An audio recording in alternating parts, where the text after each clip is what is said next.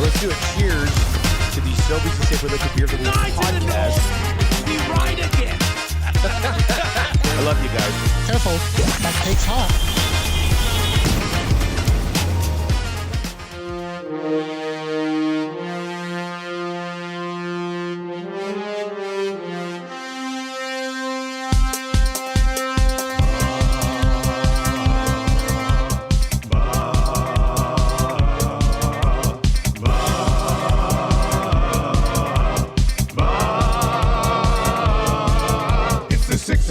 Check-in, come on, let's go. It's the AM Nasty Big Hello. It's not static, AM radio. It's the Coolbet Red Hot Nielson Show. Let's go.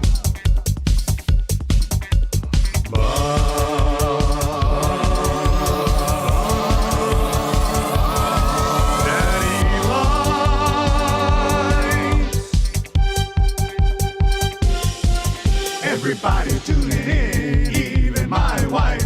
Mommy likes too. And those Macromella intros are cutting like a knife. Hey, it's Mitch texting in, he's your dealer for life. Let's crack at 6 o'clock and log you with some sirloin bites.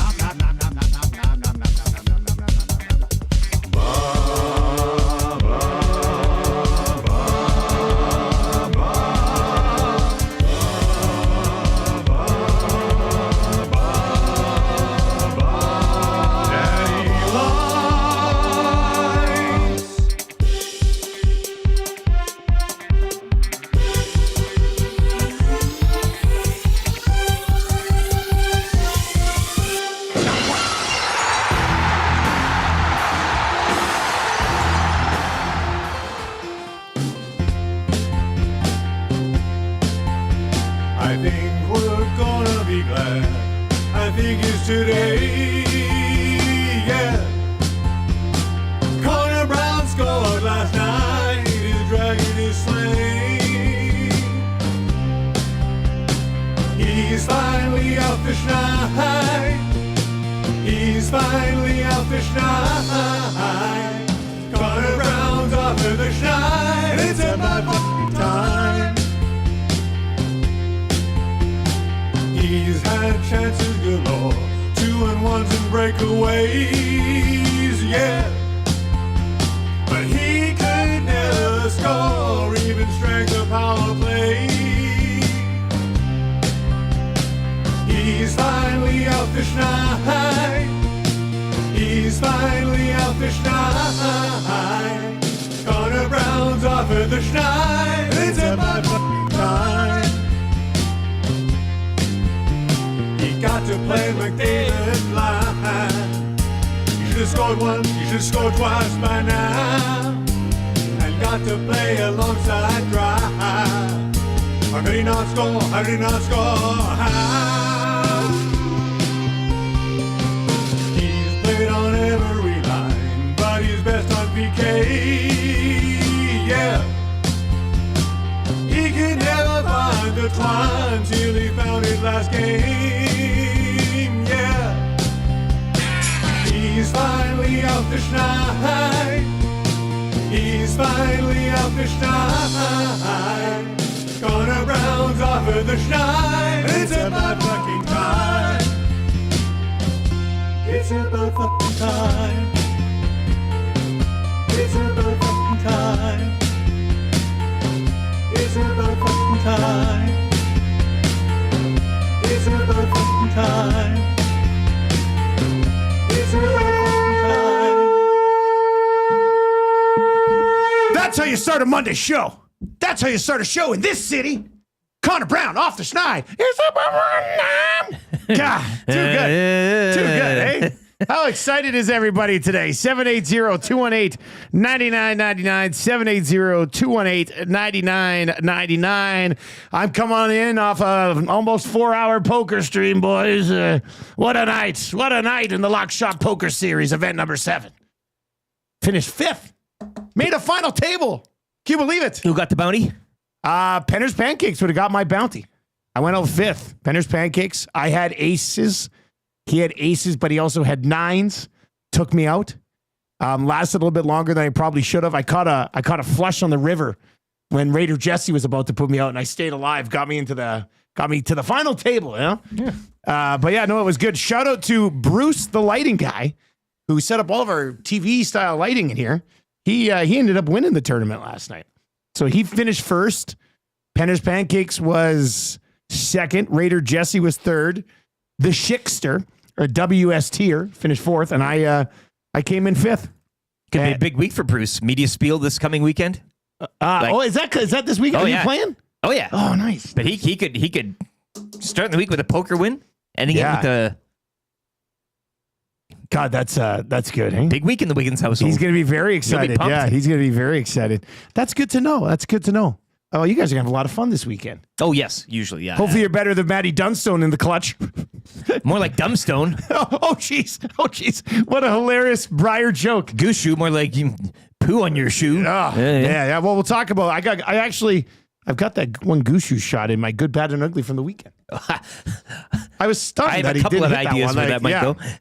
Anyway, there's a lot to get to, but the Edmonton Oilers, are they back, baby? I don't know. Oh, LeBron's groin injury. I thought you maybe want to. Well, he's going to be out in a couple of weeks. Yeah, all this does start with the big news, and then all this does is increase his MVP case. When they lose like 3 or 4 games over the next 2 weeks without him, I'm just going to be like, see, I told you he's the MVP. Free pass. SGA is going to be the MVP, as he should. I mean, I don't know, but I mean, it is most valuable. Not most that's the thing. Yeah, that's the thing. The CFL, if this is the Canadian Football League, LeBron would be the MVP and SGA would be most outstanding. Yeah. But we'll see. Tommy Rebellin says, Miku Rantanen, more like Miku getting hit again. Yeah. You guys, what can I say? Strong start to the show. Yeah, what is strong start to the show? Jake Wallman's first game as an Oiler, right? Dr. J is in it. Says if Jake Wallman's career with the Oilers was only the Dallas game, he'd never have to buy a drink in this town again. And we'll get to that as well. Not just the debut, but the physicality from the new guys. Are they just super physical? Or are the Oilers just the softest team ever and a couple of big hits make us go, oh my God? That's a good question. Yeah. Right? I mean, that's a conversation for, that's a good for the Italian Center. And there is some lasagna left over there, buddy. You are an enthusiast. Don't tempt me. Oh, I'm not tempting you. You're the one who brought it up. Full rack of garlic toast as well. Really? Yeah. So if we wanted a little... I didn't have toast. I had a little bit of bread last night. We ordered in, Tam's mom was over after Elizabeth's hockey game, and we ordered in old spaghetti factory. The old spaghetti Factory. I had myself some chicken parm and some spaghetti with meat sauce. And then I also had a piece of cheesecake that I ordered in. That was my final table cheesecake. I was like, if I get to the final table, I'm going to have this cheesecake. So I did that last night. A treat for Pop-Up. Yeah. Did you say a treat for Pop-Up? All right. Keep the text messages rolling in. It's going to be a fun show today. There's lots to get to. And it's game day. If you're watching, it is game. Like there's a lot to break down. We got to get to the Saturday game. We got to this game. We got to get to Trev scoring the game-winning goal in soccer last night. My goodness, a goal and an assist in a 3-2 win. Trev, congratulations. Was it a nice goal or was it kind of a garbage goal? Now, with that being said, they're all the same. How did you celebrate? They all count the same, thumb? Trev. Did you suck the thumb? Put the ball under the shirt? I refer to you as a young Lewandowski today. I didn't quite get the Forward reference for the Blades. But I said thank you. That's right. Yeah, no, as far as Sellies go, I've always been pretty lame when it comes to Sellies. Kind of like I figure so. Kind of like Leon. Like I'll be like, let's go. I don't know. I think that approach is kind of bad. It's badass. It's like, it's not my first rodeo. I've been here before. Yeah. So I like that, but it was a sick goal. It was my first goal this season where it was posting in, and it was in the last 5 minutes of the game. It was our stiffest competition yet. It was 2-2. I assisted on the first goal in a corner kick. You're dry which was kind of sick. Yeah. And then on a corner kick? You corner kicked it? Yeah. Nice. And it was our guy passed it to our captain, no biggie, and he just came in one-teed it. It was actually pretty satisfying. And again, we kind of just looked at each other, nodded. I was like, let's go. But then this one, captain passed it to me. I'm probably 20 yards out. I fake the defender, fake another defender, do the fake shot. You're Connor McDavid. And then I'm just going to let this one rip. First shot on goal the whole game. It hit the post and then it hit the yeah, it hit the post and then just straight in. I was like, nice. That was a snipe. So it felt good. I was pretty pumped. And then I was tired, and that was my last shift. And so it was good. I was really happy. I'm not going to lie. I was really happy. That's good. And how's the time change affecting you? I was really tired yesterday, and I didn't know why, because I had no idea that there was a time change until Gager's text late at night. Oh, geez. And then I was like, okay, that makes so much sense, because I noticed all my clocks were different. And so I was like, wait a second. You hadn't put 2 and 2 together yet? No, I didn't. And I was so tired, and I woke up and I'm like, why am I so tired right now? It feels like I've lost an hour, and then apparently I lost an hour. So there's that. So yeah, you know what? It was. It affected me. Maybe it messed with my mind a little bit. But how's it affecting you guys? I was fine. I mean, I'm an adult, so it doesn't matter. Gager texted the group text last night. Was like, guys, let's remember we all have to support Tommy this week. Because Tommy always will be like, it'll be like Thursday, and it'll be like, man, I'm tired. Yeah. That time change. We're like, it's 5 days ago, Tommy. It was in May. Just finally getting into it. Just was getting over the spring ahead. And now the fall back is, he's just getting over the fall back. Now the spring ahead has really got him. Yeah. It's really got him big time. A week later last week, he's like, the time change is really affecting me. Well, I was stunned yesterday morning because I knew I was having a pretty good sleep, but I wake up and I look at my phone and it's 9:30, and I was like, "Whoa, are my kids alive still? Like, what? How come we haven't? Like, what's going on here?" And then we look, and there's two big full size pieces of paper that have been slid under the door. I'm like, what are they up to this morning? So I go over. The first one says, "We are downstairs." Smiley face. Just in case, like, Tam and I woke up, we need to see them. Where are they? Yeah. We are downstairs. And then there was another one that was written with like a big pink marker that said, Elizabeth is cutting her own banana because she's hungry. And she slid that under the door as well. Like, Lord of the Flies down there. Keeping it loose on everything. It's very mature. Yeah, it's very mature of her. So I looked at Tam. I said, is it 9:30? And she's like, time change. I was like, oh, okay. That makes more sense. Like, that's more of our 8:30 wheelhouse, not 9:30. So I was a little bit torn off, but I did not go the entire day wondering why my clocks were different than my phone. You don't have to observe it. You don't have to observe it. I never Saskatchewan doesn't have it. So my yeah, whole life, right. The only thing that happened during time change. Yeah. Yeah, well, Saskatoon Muncher wants to conch for everybody. Because all that happens with time change is like your shows just change time. So now watching Oilers games for people in Saskatchewan is a different like. Oh, I guess. Yeah. So you'd get programs that were on like an hour before or an hour later, and that would like totally change your viewing habits. I want to move there for this month. Just so I can experience that. I would say live here, but just don't observe it. Like you should have just kept going and been like, I don't practice. Yeah.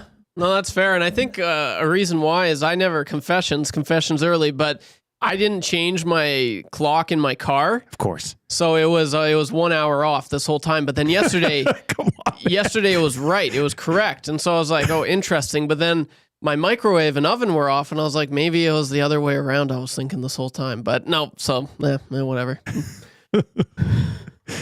All right. So stick with it. Don't observe. Yeah, I don't observe. Set a, you don't have to. What's time? What is time? I don't know. Never understood the concept. Did anybody else struggle with the time change this weekend? Let us know. 780-218-9999.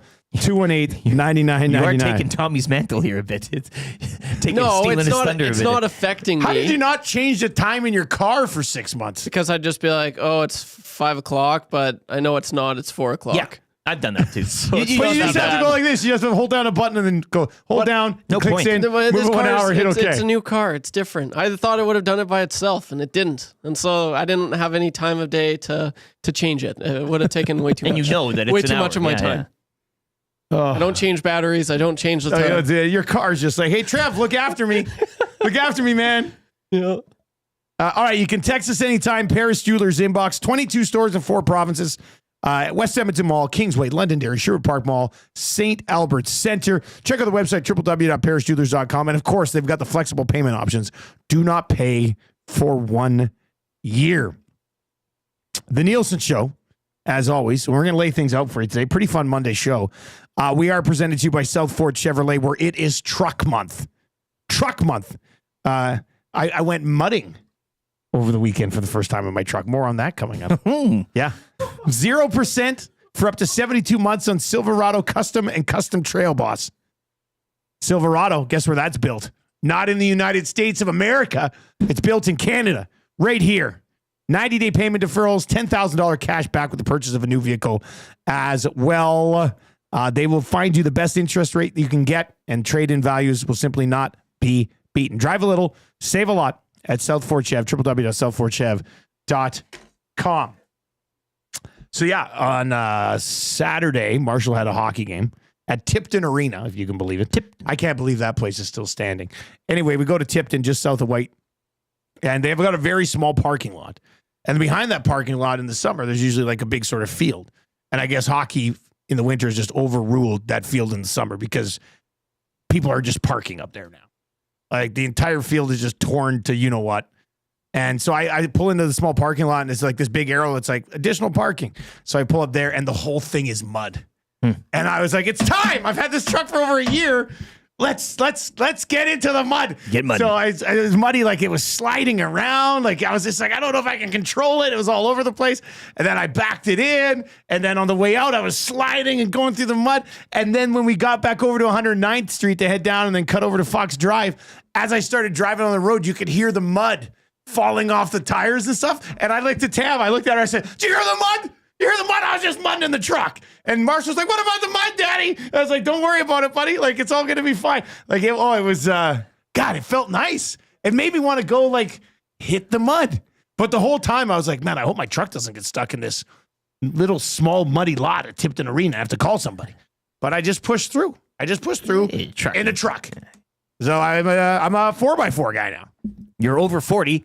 You've been mudding. You're a man. I'm a man now. I mean, that was probably the last straw. Like hearing the mud come off of your truck when you get back on the road. Woo, that felt nice. I wanted to pull over and fight another truck driver just to be like, let's just go. I would have been awesome. I was so fired up, man. That was a lot of fun. If you were watching over on YouTube today, hammer the thumbs up for us. We passed at 11.4K. So next is 11.5, and then we're heading up to 12,000 subs. So give us a sub over there, 53 likes. Come on, hammer the thumbs up. Let's blast through 100 here before 6:30. Here's the show for you today, and we've got a good one. Morning announcements. We'll get to those right away. The Rantanen situation. Did they? Didn't they? Who knows? I mean, who cares? But who knows? We'll get into that just after 6:30. To me, somewhat concerning, to be honest with you. Anyway, we'll get to that. Good, bad, and ugly from the weekend. Play more tables and games. Make the most of your fan cave. Play more tables and games. This is like an anaconda taking down a pig. Good, bad, and ugly. Just before 7 o'clock today. Darren Dreger will pop by just after 7 o'clock today. EST Parlay tonight. The Oilers are in action tonight against the Buffalo Sabres. If they play like they did in the first 40 minutes against Dallas, should be a much better road trip than the last road trip we're on. And Buffalo does not defend well. I'm thinking the old big boys parlay could hit tonight, boys. Let's go. Yeah, Buffalo. Yeah. The account is flush after my 5th place finish in the poker tournament last night. So let's go get some. The Fan Zone for fansfirst.ca. We'll go there around 7:30. That's a good for the Italian Center, 7:45 today. Kind of easy trivia. 3 questions too many. The orange and blue breakfast for GCL Diesel. That'll happen around 8:20ish today. Then we'll have Ryan Rishaug from the Got Your Back podcast. He'll be by around 8:30. Marmot Basin Snow Report and the wrap for William Huff. So yes, lots to get to today. Let's dive into your morning announcements for 100.3 The Bear, Edmonton's best rock, Yukon and McCord every single morning. And of course, Jess Jackson and AM Nasty, like many of you, on the way home.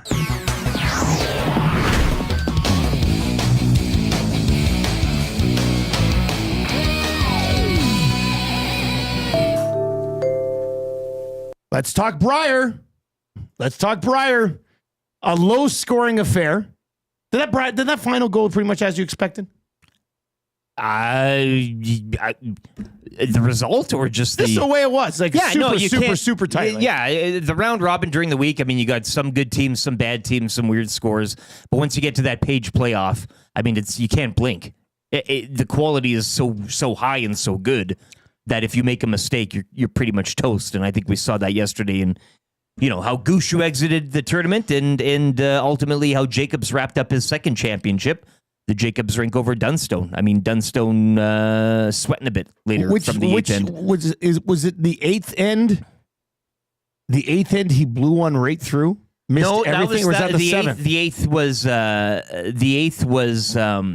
had an opportunity. They stole one, yeah. But he had an opportunity to score a lot, which he didn't get. Which whatever, but. You can't really let that. Yeah, but if he makes that shot, he's very comfortable. Yeah, but the game was still afoot, so it was just kind of one of those things. But no, Gushu missing earlier in the day, and Jacobs, going perfect in the round robin. He exercised some demons in beating Gushu during the playoffs, so good for him. He'll represent Canada in the Worlds, which go later this month in Moose Jaw. Is the Jacobs ring. So congrats to them. It was a good Brier, but all these guys, they're all, you pick your teams now. Hey, you want to come join me and we'll play under, nobody's from wherever. All over, so it's all just an amalgamation and a mix of guys and all-star teams. So you have your haves and your have-nots, which is kind of different than what it used to be. But no, it's fun to watch. Watching the Brier final in a curling club, that's where it's at. That hits. Having a pint, and you did have a little Danny bag was playing last night of potato chips. God. And you open the chips not like a regular bag of chips, but you crack down the crease, so it's like a little plate, and you're sitting there, and nobody else is there. It was perfect. I digested the Brier final perfectly last night. Bonnie Dunron is asking, guys, about the Brier. Since when can curlers change representing their home provinces? Wasn't Jacobs with Ontario? Well, there's only one native Albertan on the Alberta team. And that's so. How do they call? How do they qualify? You just have to have one. Is that the rule? You curl out of a rink. Yeah, your home rink or whatever is here. But could Alberta be all non-Albertans, or do you at least have to have one guy from the province? I would assume you have to have one representation. I think would be a rule. But as long as you're curling out of the club in that province, that's kind of the thing. But yeah, it's different now. But.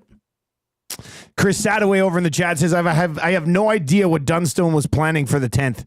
Needed to be clearing out stones instead of leaving so many opportunities sitting there for Jacobs. The mind was gone. I think. You think he got on tilt? And that was it, just kind of lost his focus. He looked completely stunned. I don't know, but... Look, I've been to Moose Jaw. I did the WHL final in Moose Jaw last year. You said that's where the World Championships are? Yep. Imagine winning the Brier and being like, we're going to Worlds. And they're like, here's your ticket to Moose Jaw. Yep. And it'll be well attended. It's going to be great. Moose Jaw is an awesome community. But that's, I guess it's kind of tough. World Championship, maybe somewhere else. But what are you gonna do here? Guys, I was confused at first why the Alberta guy was on Gushu's team and Jacobs was with Alberta. I like that Alberta one, though. That's in from the Troll this morning. The Alberta guy being Botcher, who's on Gushu's team now. Botcher used to be on the team that ended up winning it with Jacob, right? Yeah. Is that okay? All right. Trying to figure it out. A Saskatchewanite, a guy from PEI, Jacobs from Ontario, and Kennedy from... Curling will never succeed because there's just too much movement in the offseason. Yeah. Doesn't have a lot of people complain about. Yeah. Yeah, that's globalism for you. The Golden Knights and Kings played a hell of a hockey game last night. The Kings end up hanging on for the victory. But that was a wild one between those two teams last night. Tomas Hertl ended up having the Hattie, I believe, last night. It looked like the Kings were going to kind of be in control of it. And then the Golden Knights clawing their way back into that hockey game. 6-5 your final. And a big one for the Kings. I was trying to figure out. Nice scrap, too. That's a good rivalry. What that they've developed. Would love to see them play in the first round, if you know what I mean. Sure. Fogle with his 18th of the year in that one had an assist as well for the Los Angeles Kings. Kings were up 3-0. Then it was 3-2. Then it was 5-2. And then it was 6-3, and then Vegas scored a couple more in the third period. But highly entertaining hockey game last night between those two clubs. Alexander Ovechkin scored another one as well last night. 1600 point for OV as Washington picked up a victory there as well. And then some movement in the National Football League over the weekend. Lots. Yeah. DK Metcalf goes to the Steelers, which I don't necessarily think is a great fit. Because DK is like a downfield threat, and George Pickens is a downfield. Like they have two sort of deep guys, and they don't have a quarterback yet. Well, So, Sam Darnold, line 1. I mean, if you're Sam Darnold, you could go throw the ball just down the, like, to me, if you have DK Metcalf and George Pickens, who are deep shot guys, you might as well just bring back Russ. Like, Russ just loves to heave it up. He loves now to he's cook. got 2 guys. Now he's got 2 guys to go haul it in. So I don't know. DK and George Pickens, I get it, big name. And they gave DK Metcalf a 5-year, $150 million deal, which, as Farhead, I think, tweeted last night, Seahawks dodged a bullet there. Well, Seahawks also looking a lot different, too. Well, I don't know what the Seahawks are. They're Lockett gone, Geno. I would assume Seahawks fans are somewhat concerned with their roster construction right now. It could be wrong. Aaron Rodgers That's what I'm looms. That's the thing. Right now, Isn't it? Isn't there's smoke there? Is apparently there not? they're going to meet with them. Yeah. Devontae Adams ends up with the Rams. So they move on from Cooper Kupp, bring in Adams. So now they'll have Puka Nacua and Devontae Adams for Matthew Stafford. Not a bad pickup there. Like, viewing Devontae Adams as the number 2 guy behind Puka, that's probably where he should be valued at this stage of his career. So I don't mind that pickup. Aaron Jones did resign to stay in Minnesota as well. Smith TM says Darnold heading to Seattle. Oh, man, poor Darnold. Like, you have a great year. You're throwing to Justin Jefferson. Now the JSN had a nice season there. And I mean, if he's going to get good starters money, I guess that's the case. But what are the Steelers going to do at quarterback? That's the one that really intrigues me. Aaron Rodgers, line 1? That won't happen. I mean, Aaron Rodgers is going to surface somewhere, isn't he? I mean, He has to. Once the music stops, which chair will be empty, right? where's he going to be at? And now they've got does Pittsburgh go and say, hey, let's go get DK Metcalf. Maybe that'll convince Aaron Rodgers to come here because he'll have DK and he'll have George Pickens to throw to. Decent to okay run game. I mean, could that be a situation there? What do you think? 780-218-9999. Zulu says, Oilers are going on a run here. We'll catch Vegas. Look at, man, how quickly can good 40 minutes against Dallas change everything? They'll go undefeated on this trip. That's how it works usually for this group, right? They're either Look at the opposition. They're either a Look at the non-playoff opposition. team or the best team in the Look at league. the opposition. Buffalo. Jersey on Thursday. And is it the 2 New Yorks? They got Rangers on Islanders Friday, Rangers Sunday. Well, we'll find out, I guess, starting tonight. Like, I think they could win 8-0 tonight, or they could end up losing. You know, it's just. I didn't think the see what Stars brought happens. their best game either for a long period of that game. Like, just to kind of. Yeah. And in the third period, Dallas's goals were nice goals. Yeah. I mean, it's. Ottinger didn't. Maybe they should have gotten a goalie. That's at what the deadline. That's what I tweeted. It was a snide remark. Well, really, like. All right, so Rantanen didn't look good with the Dallas Stars. I mean, he fit in pretty well in that power play right away. They're playing him everywhere. But were the Oilers in on Rantanen? Who knows? We're going to get into this coming up. Some people are saying they were just checking in. Other people are saying they took a big swing. Nobody knows. I mean, and right now, I don't really care because it's not happening anyway. But what I care about, I don't care if they were close. What I do care about is, would that have been the best idea when you're finally getting a cap increase to go out and immediately put yourself right back up against the cap? Are they understanding what their problem is right now? We're going to get into that a little bit coming up. We've got a sports update right now with Lieutenant Eric. This is brought to you by the Bids for Kids event that I'm going to be hosting with Kids Sport. There's going to be more details on that here. Rick's got the update. Then we'll discuss a little bit. Then we'll get into the whole Rantanen thing. And then we'll get into our good, bad, and ugly from the weekend. If you're watching over on YouTube today, hammer the thumbs up for us. We would love that. Where are we at? 74. Come on. Let's smash through 100 here. Well, this guy's doing his sports update. Darren Dreger just after 7 o'clock as well. Mike, the Michigan fan, says, only person not living in Alberta is Brad Jacobs on Team Alberta. Team Gushu has 2 Albertans living in Alberta on his team, Jeff Walker and Brendan Botcher. CTRS teams, Jacobs and Dunstone, and Team Canada don't have to abide by residency rules. What? I have to tell you, man, curling is a wild and crazy place right now, but it's entertaining. Let's get to an update with LT. Here we go.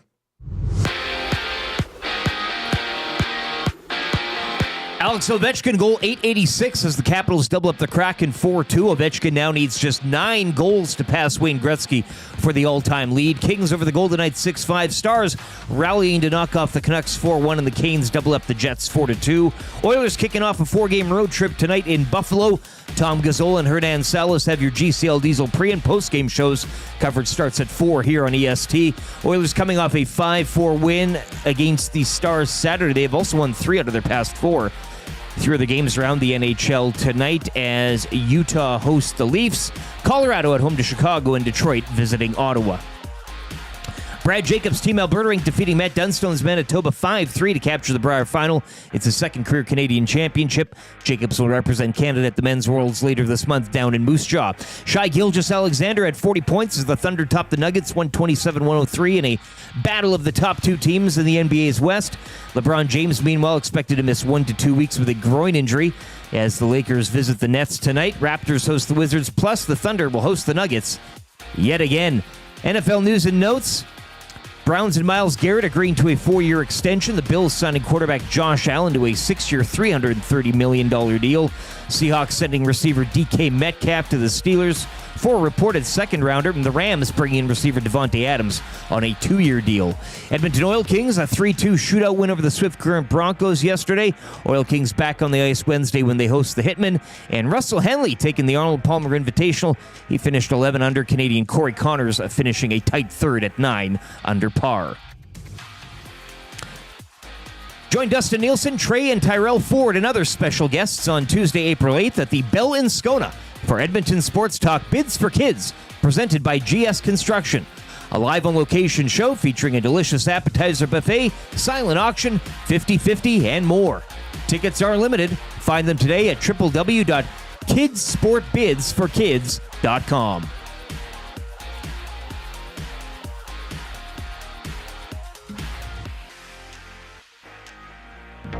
Connor McDavid. Let me say yeah.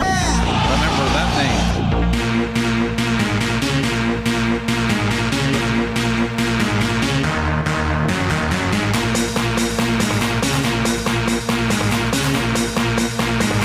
Let me say yeah. Connor McDavid. Connor McDavid. McDavid. Remember that name. Here is Connor McDavid.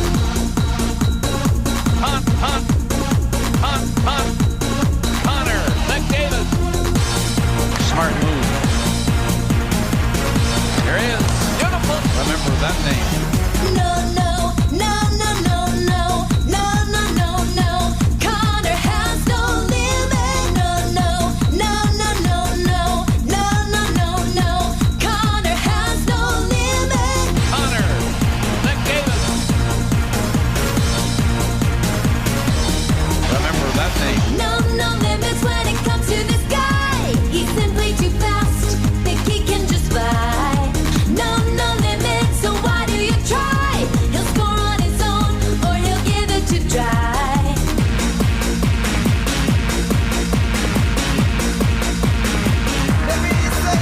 Connor McDavid. Fans in heaven, cause of 9 to 7. The nation in love from Gibbons to Devon. Looking to pass, team men on the ass. Second contract, a lot of cash. Tick, tick, tick, tack, take your time. With David on your team and you'll be fine. Just open your eyes and you will see it. Oil it for real, cause he has no limit. No, no, no, no, no, no, no, no, no, no. Connor has no limit. No, no, no, no, no, no, no, no, no, no. Connor has no limit.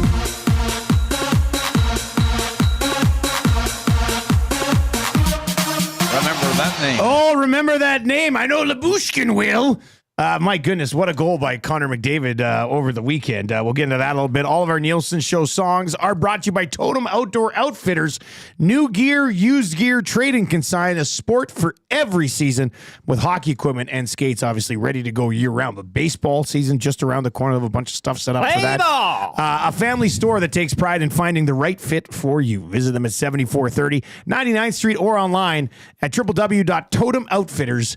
You can text us anytime. That'll get you into the Paris Jewelers inbox, where one of you will win the A&W text of the day today. Stacker burgers are back at A&W. Lettuce, tomato, onion, pickles, and the secret sauce that is bound to have you coming back for more. Grab a single stacker, a double stacker, or even a triple stacker. Available for limited time at Canada's original burger chain since 1956. Head to A&W today. All right, Edmonton Oilers with a pretty impressive win against the Dallas Stars. Maybe a little bit more on that during the good, bad, and ugly. They were absolutely incredible for 40 minutes. Third period wasn't great. Dallas made it a little bit sweaty at the end for the Oil, but some nice goals. I mean, the Rantanen power play goal was great. Jamie Benn right in front, getting that backhander under the bar.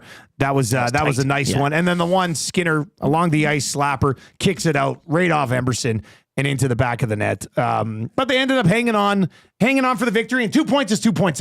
And Dallas had been playing outstanding lately. Absolutely. That was a nice win for the Oilers. Scoring goals for fun. So nice win for the Oilers. And again, the goaltending thing was kind of... Yeah. It was rather funny to see game post-deadline. And Ottinger had allowed 5 goals on 16 shots. Hey. And it was just like, oh, man, they should have got a goal. Whatever. I mean, some of them were nice goals, too. Like, goalies get scored on by impressive goals, whether it's Skinner or it's Ottinger or whatever. I mean, yeah. I was waiting for somebody on the Rantanen goal, the power play one-timer, to be like, and I don't care, Skinner's just got to get over there.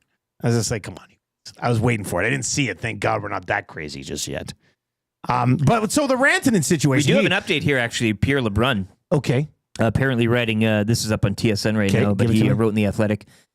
Pierre LeBrun says that the Panthers, Maple Leafs, Golden Knights, Kings, Oilers, Utah, Flames, Ducks, and Kraken all showed interest in trading for Rantanen, yes. Adding that undoubtedly there were others. Whoa! So basically, what I'm getting is that the league was interested. Yeah, I'm more interested to see who was not interested at this point. And why weren't they? Where's Calgary in this Rantanen conversation? But they're all there. Or were they? No, they were mentioned. Oh yeah. Oh, they were mentioned. Oh, they were mentioned. Oh, okay. Panthers, Leafs, Golden Knights, Kings, Oilers, Utah, Flames, and Ducks, Flames were and in there. Kraken. Sorry, Flames, and others that shall not be. So named. do you think the Canucks fell into others that shall not be named? So everybody's in on it. Yeah, I mean, a lot of people checked in. You made the a call. Leafs were talking about Mitchie Marner. Maybe waving it. So we'll get into that with Dregs. Future Oiler Mitchie Marner. Like the pursuit of Mikko Rantanen has ruffled some feathers in certain markets. And Dallas got him. They signed him up long term, and he looked good. He looked like he sort of belonged in that Dallas group. I thought that was a pretty nice pickup. Now, the Oilers gave him a little bit of a rough ride. Both of the new guys finding a way to pop him on Saturday. And we'll get into that a little bit more as we work our way through the show. Everybody was in. But the Oilers' level of interest in Rantanen is really fascinating because Rishaug, who will join us today at 8:30, said they took a pretty big swing, and we're talking contract and had gone kind of quite a ways down the road. Pagnotta and Tommy and Belzy on Hello Hockey said it was more of like maybe just a little bit more than a check-in, and they hadn't really advanced that far into the conversation. But I think the fascinating thing is how would they have made Rantanen work with Draisaitl at the number that he's at, with McDavid's next number just being whatever the hell you have to give him to keep him. You've got the Nurse contract. Like, I just don't know. And look, Rantanen's a phenomenal player. But I just don't know if, having the cap go up a bit and then instantly using all of that cap space on another, and he would have... Where's some of that? I don't know where I saw the rumor, but it would have been more, like Edmonton was offering more than what Dallas gave him, which of course they would have to do. They just didn't have the assets to pull off the trade. Well, but so they were going to give Rantanen so he got $12 million in Dallas, right? So what are they going to give him? $13 million at least? $13 million to Rantanen. Like, is it a good idea for the Oilers when they finally get some cap relief next year with the cap going up to instantly just go and put themselves right back up against it again with another $13 million forward? Do we think that's the best path for this group? Like, are they not realizing that, man, kind of sucks at the deadline to be dollar in, dollar out, and you probably just putting yourself in a similar situation again? Like, Puckpedia I think, had replied to Rishaug's tweet, basically laying out that with the cap increase next year, the Edmonton Oilers, as of the moment, have $14 million in cap space next year with 17 players under contract. So you're just going to go and give that entire thing to Rantanen and then have, $1 million left over to get Bouchard done? I know some people said, well, do you think the Rantanen, them going after Rantanen, would that have meant that like they're walking away from Bouchard? Or would he have been involved in the trade? And no, I don't think Bouchard would have been involved in the trade. And Bronco Nick replied to me, he goes, Dusty, here's how I laid it out. And he sent me his roster. I can't find it now. I wanted to find it, but he sent it to me on Twitter. And it was including Rantanen. But Kane was gone, so they had to get rid of Kane somehow. Arvidsson was gone, so they had to get rid of him somehow. Skinner obviously won't be back, you would think. But I just don't know if like instantly putting yourself back up against it would have been the wisest decision. You know? Be fun, though. You've already got two guys who are better than Rantanen. Do you pay Rantanen $13 million to be your third option offensively? Or do you spend that money on maybe a goaltender, maybe a defenseman, maybe get two guys who can play with Draisaitl for that amount of money? They're good guys. I don't know. I found it interesting that they were instantly going to be like, more cap space. Oh, no, we're against it. Next year's deadline's dollar in, dollar out. Like, there's a window here where you can use some of this cap space to improve all the other areas of the team, which I think might be the better decision. But I think you see a sexy little tease out there in Rantanen. You're like, gotta get him. And if he was willing to come to Edmonton, you're like, he likes us. Like, let's go get him. And I don't know. It's just, Trev, what do you think about this? You're our in-house Oilers fanboy. What do you think of the pursuit of Rantanen and how that would have looked moving forward?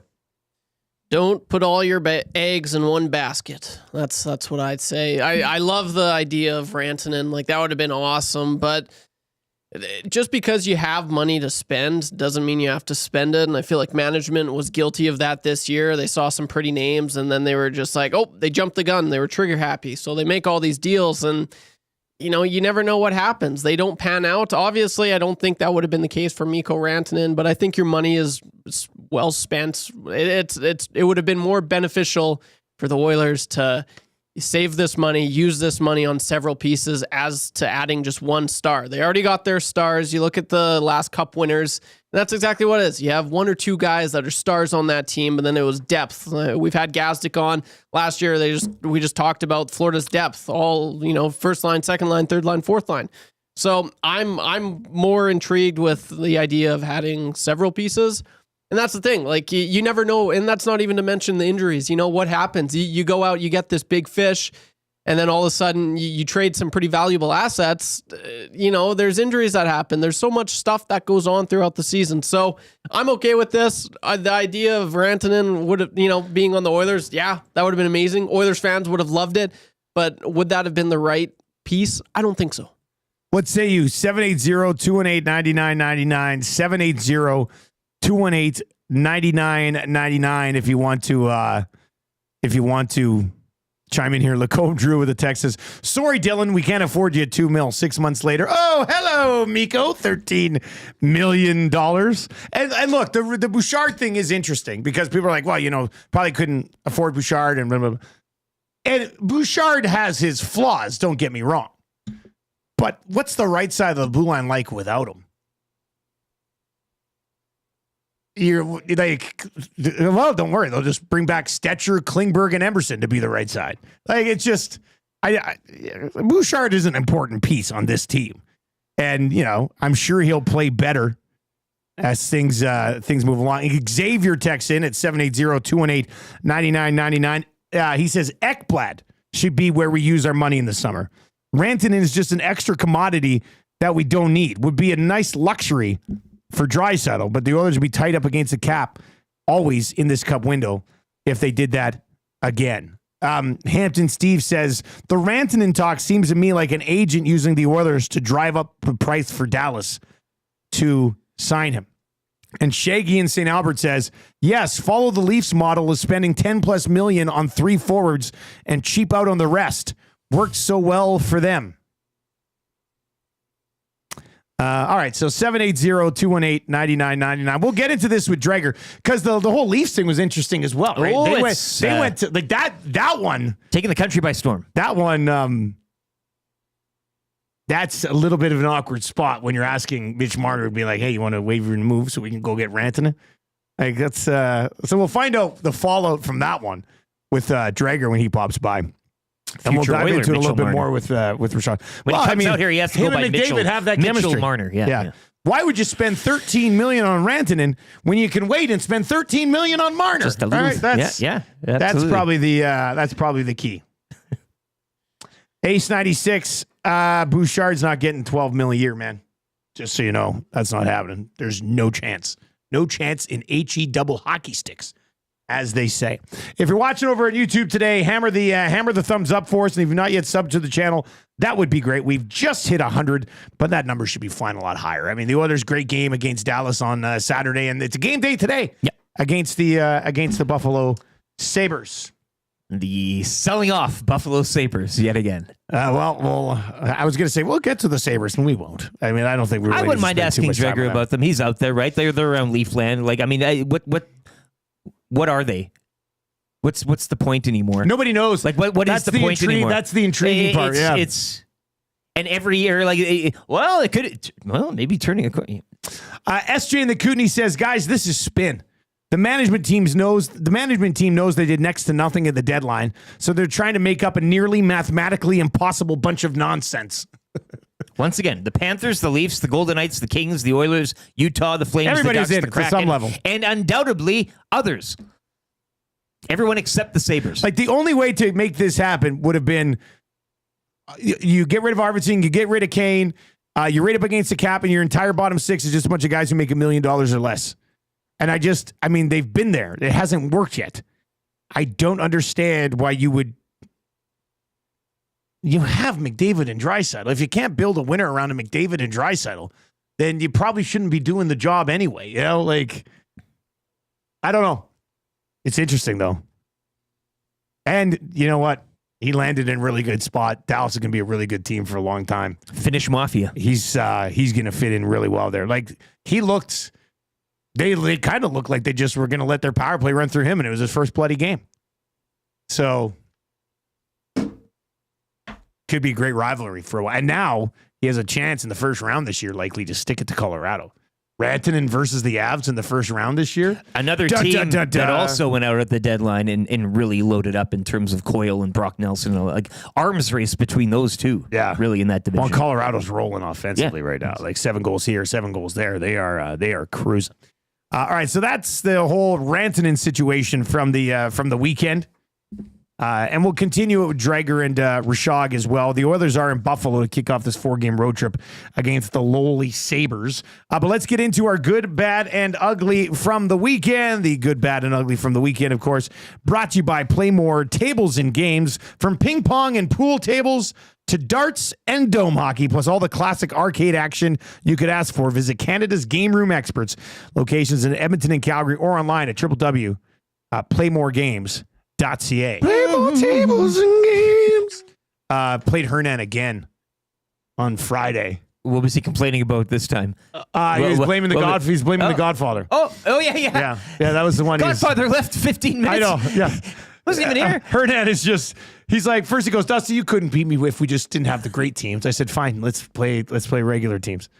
And so we played, not the elites at Tecmo Super Bowl, and I beat him again. And he's like, man, Godfather was sitting there having a beer and he's chatting with us. He's distracting us. I said he was mostly just talking with me. He goes, yeah, but it's distracting me. Like, Nanso's got all these excuses. He left midway through. Like, he wasn't even there for half the game. Godfather left like early second quarter. Is Godfather in the room with you right now, man? Like, yeah. It was a tough look. I was Pittsburgh at Rod Woodson. Not Florida. Like he was distraught. So he's lost 2 in a row to me now after talking trash because he beat Awanek a bunch of times. I said, look, man, it's time to step up a level. Like, and then that game on Friday, he took the left side, which we all feel a little bit more comfortable on. He's like, I'll get the left side again. You never beat me on this side. That'd be like, so poor Nance. So I should probably let him win one this week. Right? Just to get that confidence level back to where it needs to be. Anyway, all that fun is only possible because of our partners over at Play More Tables and Games. What's your good from the weekend? It's got to be the Oilers. I mean, first 40 minutes, terrific. Yes. Again, maybe getting the stars on it. Whatever. 3 out of 4 now for the Oilers. Post-deadline as well. I think the additions, we haven't even seen Frederick yet. So you know that's going to be a whopper. But Max Jones continuing to do what he's doing. I think the Jake Woolman experiment started off with a bang as well. So good vibes. Everything pointing north now. And again, as I said, undefeated on this upcoming 4-game road trip, which begins tonight in Buffalo. You're like Bizarro Reed Wilkins. Reed was predicting them to go winless on the last trip, almost got it. And now you're saying they're not going to lose at all on the trip. I did say during that trip, too, that they'll be fine. And here they are fine. The race is on.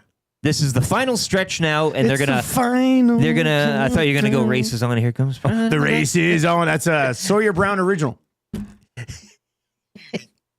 Got to get that in there. I like really sticking it to old country fans. Yeah. Also, Pandas hockey 2-1 overtime win over UBC Friday. They advance to the championships nationals. That goes in Waterloo next Thursday. Hey, you guys will never guess who I met over the weekend. Sawyer Brown. No, but wouldn't that be something? Come on. Trev, did you hear last night on the poker thing? I mentioned it last night. I know you were browsing around there for a minute. Was it a singer? No, it wasn't a singer. No, I don't so know you that. weren't paying attention at all. No, I'm sorry. The Godfather chimes in. He says, just wait until next time they play. I'm going to be poking Latino Heat with a broomstick while he's playing.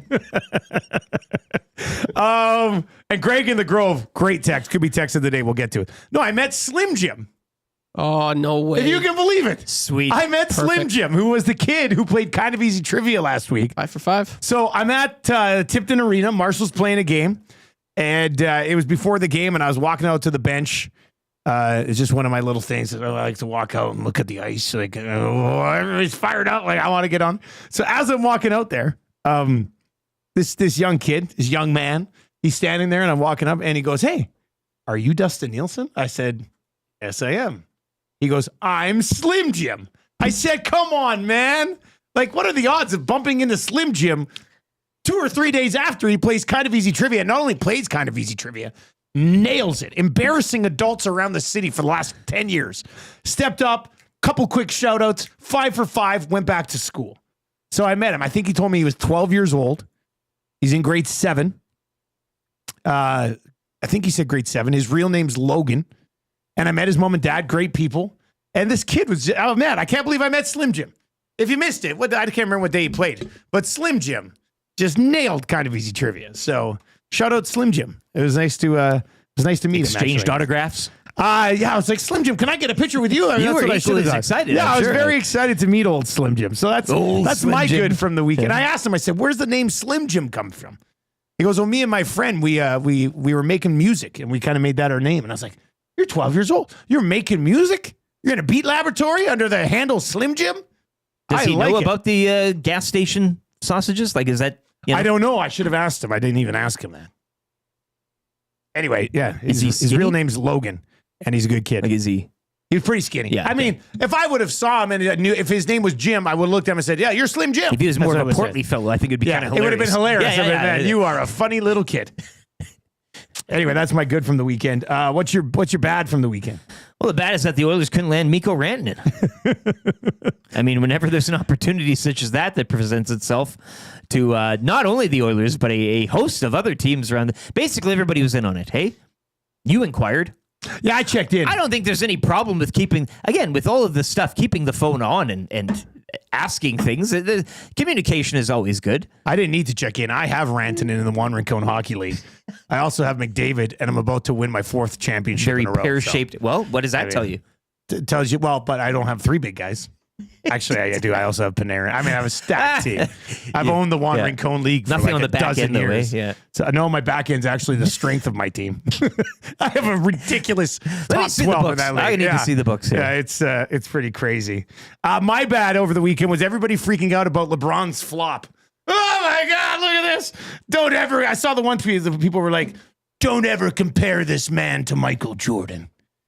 To which I replied to everybody who said that to me with a YouTube video of one of the best flops of all time, which just happened to be Michael Jordan. Oh, no. So, I mean, for people who are like, "Jordan would never do this," he did do it. That's my bad. Is that like everybody's always like, Jordan didn't do this, Jordan didn't do, but he did. He did all that stuff. He complained to officials and he flopped. There's always Simple a as that. receipt, hey? Yeah, just go There's on YouTube. always an MJ just go on receipt. YouTube and type in Michael Jordan flopping, and you'll see the one that I'm talking about. He was playing defense, took like a shot in the gut, and took a couple steps back and went down. And he's down, and he's like at the free throw line, and Jordan's down. And then Jordan's down. The ball comes off the rim and it bounces to him while he's down, and he gets right back up and grabs it and runs down the floor. And I was like, come on. Like, so don't just stop with the Jordan would never do it. He did it all. So just stop with that stuff. It's ridiculous. That's my bad. He did do it all. He did. Well, he did like, The good, the bad, and the all ugly. of it. Yeah, come on, man. All right, and the ugly. What's your ugly from the weekend? The puck to the face of Rupe Hintz. Oh, that would suck, the big one, eh? I don't think it hit the eye, though, which is, you're kind of looking for positives in that. But, right up off the stick, boom, right into the head. The blood on the ice, all that stuff. But he's a hockey player. He's tough, skates off. As tough as they come. Tough Finland boy. He's tough as nails, that guy. Rupe Hintz. My ugly from the weekend was the one Gushu miss I just was stunned by. And it wasn't yesterday. It was earlier in the weekend. I can't remember which one it was. It was.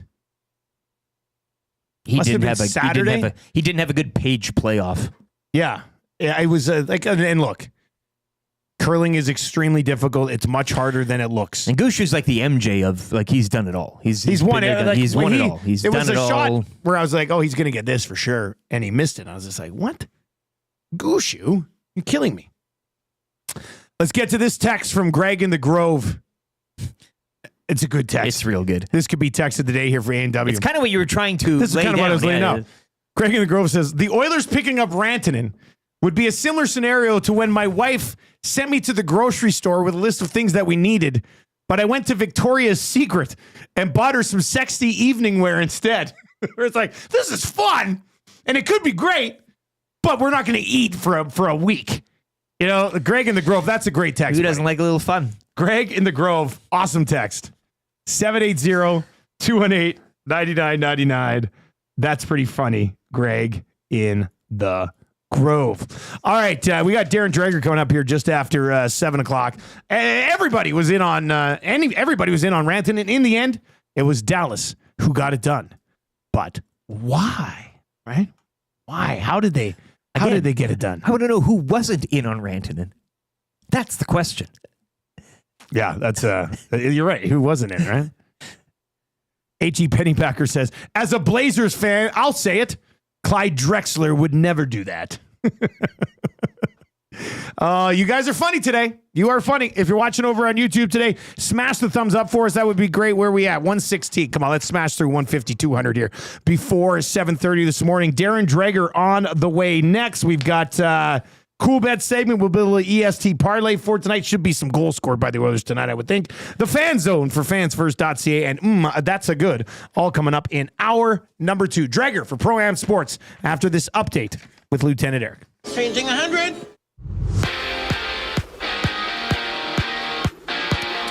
It is game day as the Oilers embark on a 4-game road trip beginning tonight in Buffalo. Tom Gazzola and Hernan Salas have your GCL Diesel pre- and post-game shows. Coverage beginning at 4 o'clock here on EST. Oilers coming off a 5-4 victory over the Stars Saturday. 3 other games around the NHL tonight as Utah will host the Leafs. The Senators welcome in the Red Wings, and Chicago visit Colorado. Action from yesterday, Alex Ovechkin, goal 886. The Capitals double up the Kraken 4-2. Ovechkin now needs 9 goals to pass Wayne Gretzky for the all-time lead. Vegas falling to LA 6-5. Stars rallying to knock off Vancouver 4-1, and the Canes doubling up the Jets 4-2. Brad Jacobs' team Alberta Rink defeating Matt Dunstone's Manitoba 5-3 to capture the Brier final. It's the second career Canadian championship for Jacobs, as his rink will represent Canada at the Men's Worlds later this month down in Moose Jaw. Over to the NBA, where LeBron James is expected to miss 1 to 2 weeks with a groin injury. Shai Gilgeous-Alexander yesterday, 40 points, leading the Thunder over the Nuggets, 127-103.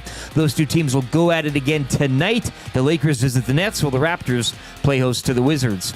NFL news and notes. Seahawks sending receiver DK Metcalf to the Steelers. The Bills signing quarterback Josh Allen to a 6-year, $330 million deal. Browns and Myles Garrett agreeing to a 4-year extension, and the Rams bringing in receiver Devontae Adams on a 2-year deal. The Edmonton Oil Kings 3-2 shootout victors over the Swift Current Broncos yesterday down at Rogers Place. Oil Kings will host the Hitmen Wednesday, and Russell Henley taking the Arnold Palmer Invitational. He finished 11 under. Canadian Corey Connors finishing 3rd at 9 under par. Sports update brought to you by Nisku Glass. We want to thank EST and all the listeners and viewers. And what better way than to give them a deal? Mention Edmonton Sports Talk or present your Nasty Club membership for a 10% discount on windshields, glass, or any of your window and door orders. Call us today to get that ugly broken windshield replaced or to start planning your spring renovation projects now.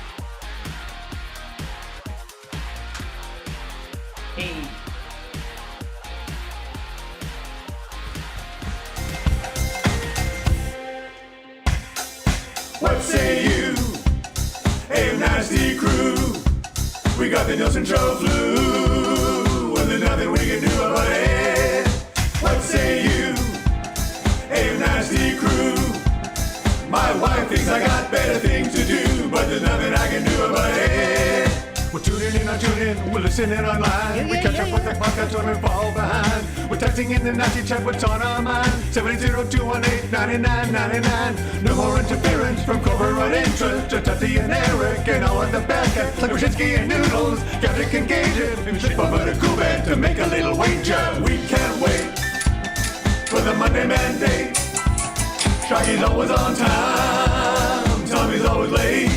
Would you like a cup of tea? Forget about the old place. Hey, we were number 1 in the text race. We don't miss all the commercial breaks, but we sure miss Nickelback today. We wanna hear some hot takes and we wanna hear Renee. Why not hold the neck up when I wanna kiss away? Beat up the tire fire and remember that name. We love every goal song, but what about the games? Macramel, Rapaport, Dreger, Engineer. It ain't Christmas season, but they sound like reindeer. Button and my cousin and the tales of the North. I'll put them here in person, Dusty go forth. What say you? AM Nasty Crew. We got the Nielson Show flu. And there's nothing we can do about it. And there's nothing we can do about it. And there's nothing we can do about it. All right, 7:04 on the Nielson Show. Thank you very much for being here. The Nielson Show today and every day brought to you by South Fort Chevrolet. Where not every day is truck month, but this month is truck month. Comes with deeper discounts, lower interest rates on Silverados and heavy duties. 0% financing for up to 72 months on Silverado Custom and Custom Trail Bosses. Check it out. Drive a little, save a lot at South Fort Chev, www.southfortchev.com.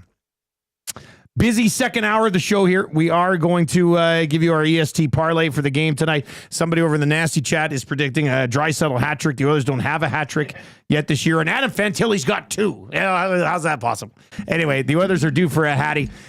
So yeah, we'll get into that a little bit during the EST segment. The fan zone for fans first, and that's good for the Italian Center still to come as well. Nasty chat's moving along.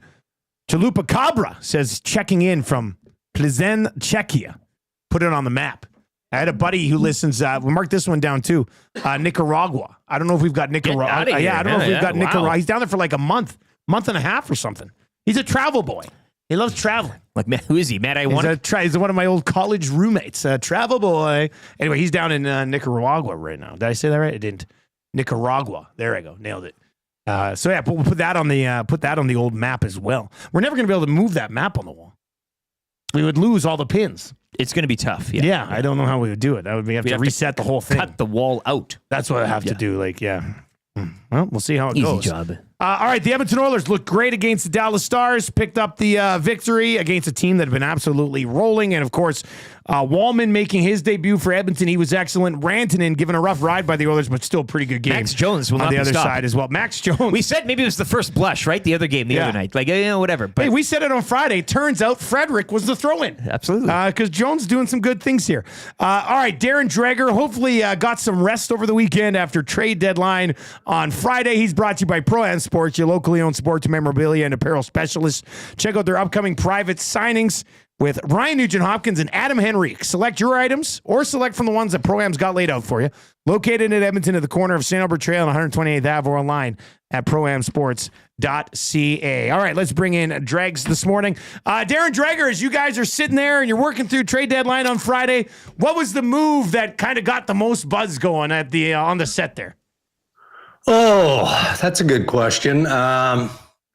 I mean, as the day developed, I mean, it was interesting, right? Like right out of the gate, we're all focused on the saga that was Mikko Rantanen and everything that went into that contract extension with the Dallas Stars, and the deal is on, the deal is off, and all of those things. Yeah, I mean, I'm trying to think, like Brad Marchand getting, ultimately getting traded. Right up there, right? Like right at the end. Yeah, and it's kind of what you learn after the fact, because in the moment, the information is loose, and I think that's the best way to describe it, because you're of course looking for all the details that you can gather as part of the coverage, but first and foremost, you just want to connect a player to the team that he's going to. So when you learn that Brad Marchand is going to the Florida Panthers, like, ooh, geez, I didn't see that coming. I mean, the idea of Marchand getting traded wasn't surprising. And now after the fact, you wonder how that all came down. And, there's all kinds of theories. I mean, Marchand is hurt first and foremost. So, but how hurt is he? And was it possible that maybe he kind of delivered the message to Boston after a failed contract negotiation, by the way. And that has more to do with what the Boston Bruins are willing to invest in their longtime leader and captain than it does Marchand playing hardball. I mean, I think we can all appreciate, when teams have to make calls on experienced players like that, it's a tough business decision. But in this case, the sense is that maybe Marchand said, okay, well, I'm dinged up here. Maybe I'm not playing this year. It's that simple. Or if you feel like you want to recoup some assets here, because I am a pending unrestricted free agent, here's the team that I want to play for. And he ends up shockingly in Florida. So that one was a bit of a surprise. The Brandon Carlo trade, I mean, Edmonton benefits from, what appears to be more of a rebuild and a retool in Boston. Brandon Carlo to the rival Toronto Maple Leafs, surprising, not shocking, but surprising. All in all, fellas, it was a real entertaining day. Not necessarily because of the volume of trades, but again, just the significance of some of these deals, starting first thing in the morning with Mikko Rantanen. And then prior to that, you had Brock Nelson going to the Colorado Avalanche, but then that really hit Winnipeg between the eyes, and to an extent, Toronto, because both those teams were negotiating on Nelson as well. So there were just all kinds of different twists and turns. Well, and the Dylan Cousins deal, like a good hockey deal with some young guys being moved. I loved that trade as well. So yeah, there was a lot to get to, and there's a bunch of Rantanen fallout here. Dallas ends up getting him. I actually thought Carolina did pretty good recouping. Some pretty good assets. Stankoven scores a game winner in his debut. Like I thought they came out of it okay for what was obviously a very awkward and unique situation. Agreed. And look, I mean, I'm sure there are Hurricane supporters that are like, well, yeah, but you didn't fix the now. And Logan Stankoven, to a point, is a big part of the now. And I can tell you guys, you look at the hockey DB of Logan Stankoven, this one would have been a difficult trade for Tom Ghilardi, the owner of the Dallas Stars, to make. He loves Stankoven. Why? Because Logan Stankoven was such a big piece of the Kamloops Blazers, right? And Tom Ghilardi also owns the Kamloops Blazers. And, in some respects, the Blazers might be his first love, and then Dallas is, it's part of his hockey love, but just, a bigger asset, obviously. So you factor in all of the decisions that had to be made going into that trade. And then ultimately, and this was a curious one, and social media kind of took it out of context because, there was some reporting that said, well, the deal is done. Now they just have to work out a contract extension. Well, yeah, that's factual, but the deal isn't done until the contract extension is negotiated. That was a condition of the trade. So we got reporting deeply on this first thing Friday morning, and the message from the player side was, hey, there's no deal here. I mean, we're not close on a negotiation on this extension. And then the Dallas Stars weigh in as we're on the air. And I knew that the Dallas Stars had drawn the line at $12 million. And I knew that Mikko Rantanen wanted $13 million.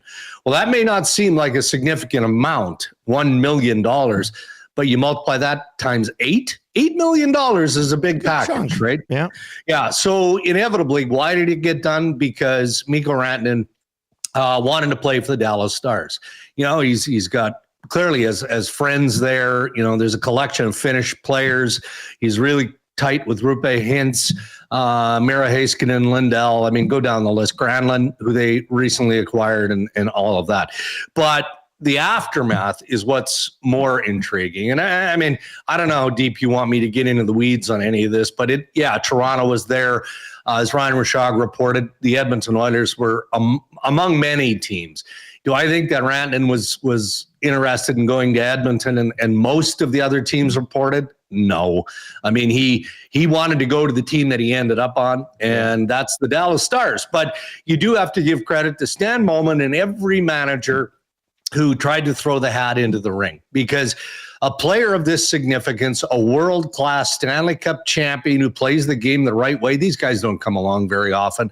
So you definitely have to explore every possibility to see if there's a fit. And I think that's what Edmonton and most of these teams did.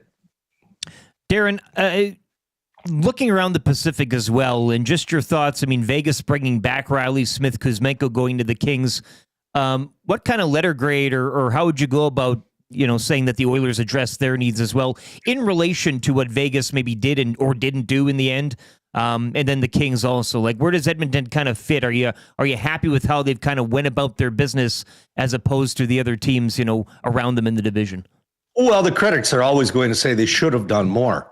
But isn't it possible to kind of like what they did, but also, I wish they would have got one more piece. Of course. Yeah, absolutely. But you do have to have a dance partner, right? And the pieces do have to fit both financially and otherwise. And in saying that, Edmonton is a top contending team, undoubtedly. Well, if you're getting into the bigger sweepstakes and, name that player, whoever that player is, maybe it costs you a roster piece that you just don't want to have to give up, or you don't think you can afford to give up because it weakens you in another area. I mean, that's ultimately what comes down in the full scale consideration of any sort of trade. But when I look, the only power shift I see in the West goes to Colorado. And then because the Dallas Stars acquired Rantanen, but before that, Cody Ceci and Mikael Granlund. I mean, you can't overlook the body of the work here. So Dallas is a much better team. They are, and so is Colorado. I mean, Colorado hit it out of the park for me. With Nelson and Charlie Coyle, bringing in Lindgren, and then rewind to what they did in goal. Their goaltending was in shambles at the start of the year, and they addressed it. They've changed 50% of their lineup during the season. I mean, it's wild. Yeah. It's wild, the work that they've been able to do. And I'm always reminded, we've got GM meetings coming up next week in Florida. And every year, the managers say the same thing at these meetings, and then they say the same thing at the draft. You better like the team that you go into the start of the season with, because it's so difficult to change that team. Well, yeah, I appreciate that, but it's not impossible. And we just watched the Colorado Avalanche turn from a pretty good team to now a top contending team in the West. But I wouldn't dismiss Vegas. I put Vegas on the same realm as Colorado, Dallas, and Edmonton. I do. Every team still has a question mark. LA is a little bit behind them, but not a whole lot behind them. And then there's honorable mention that you can hand over to a number of teams. And I'm not skipping past the Winnipeg Jets. I was going to ask you, they've had such a good season, and Dallas and Colorado make pretty significant adds. And Winnipeg didn't sit there. They brought in Shannon Tanev, some veteran guys. But I know they wanted a little bit more there with the fan base. They wanted Brock Nelson as a number 2 center. That's what they wanted. But there's a side story there. So on Thursday, Shoveldayoff and Brad Terliving are both still dealing with the New York Islanders, and they both wanted Brock Nelson. Perfect fit in Winnipeg as their 2C. And they were talking parameters. I mean, there were offers on the table and pieces were being negotiated on. And then my understanding is the Islanders called and said, yeah, Brock doesn't want to play in Canada. Well, that's in part correct, but not entirely correct.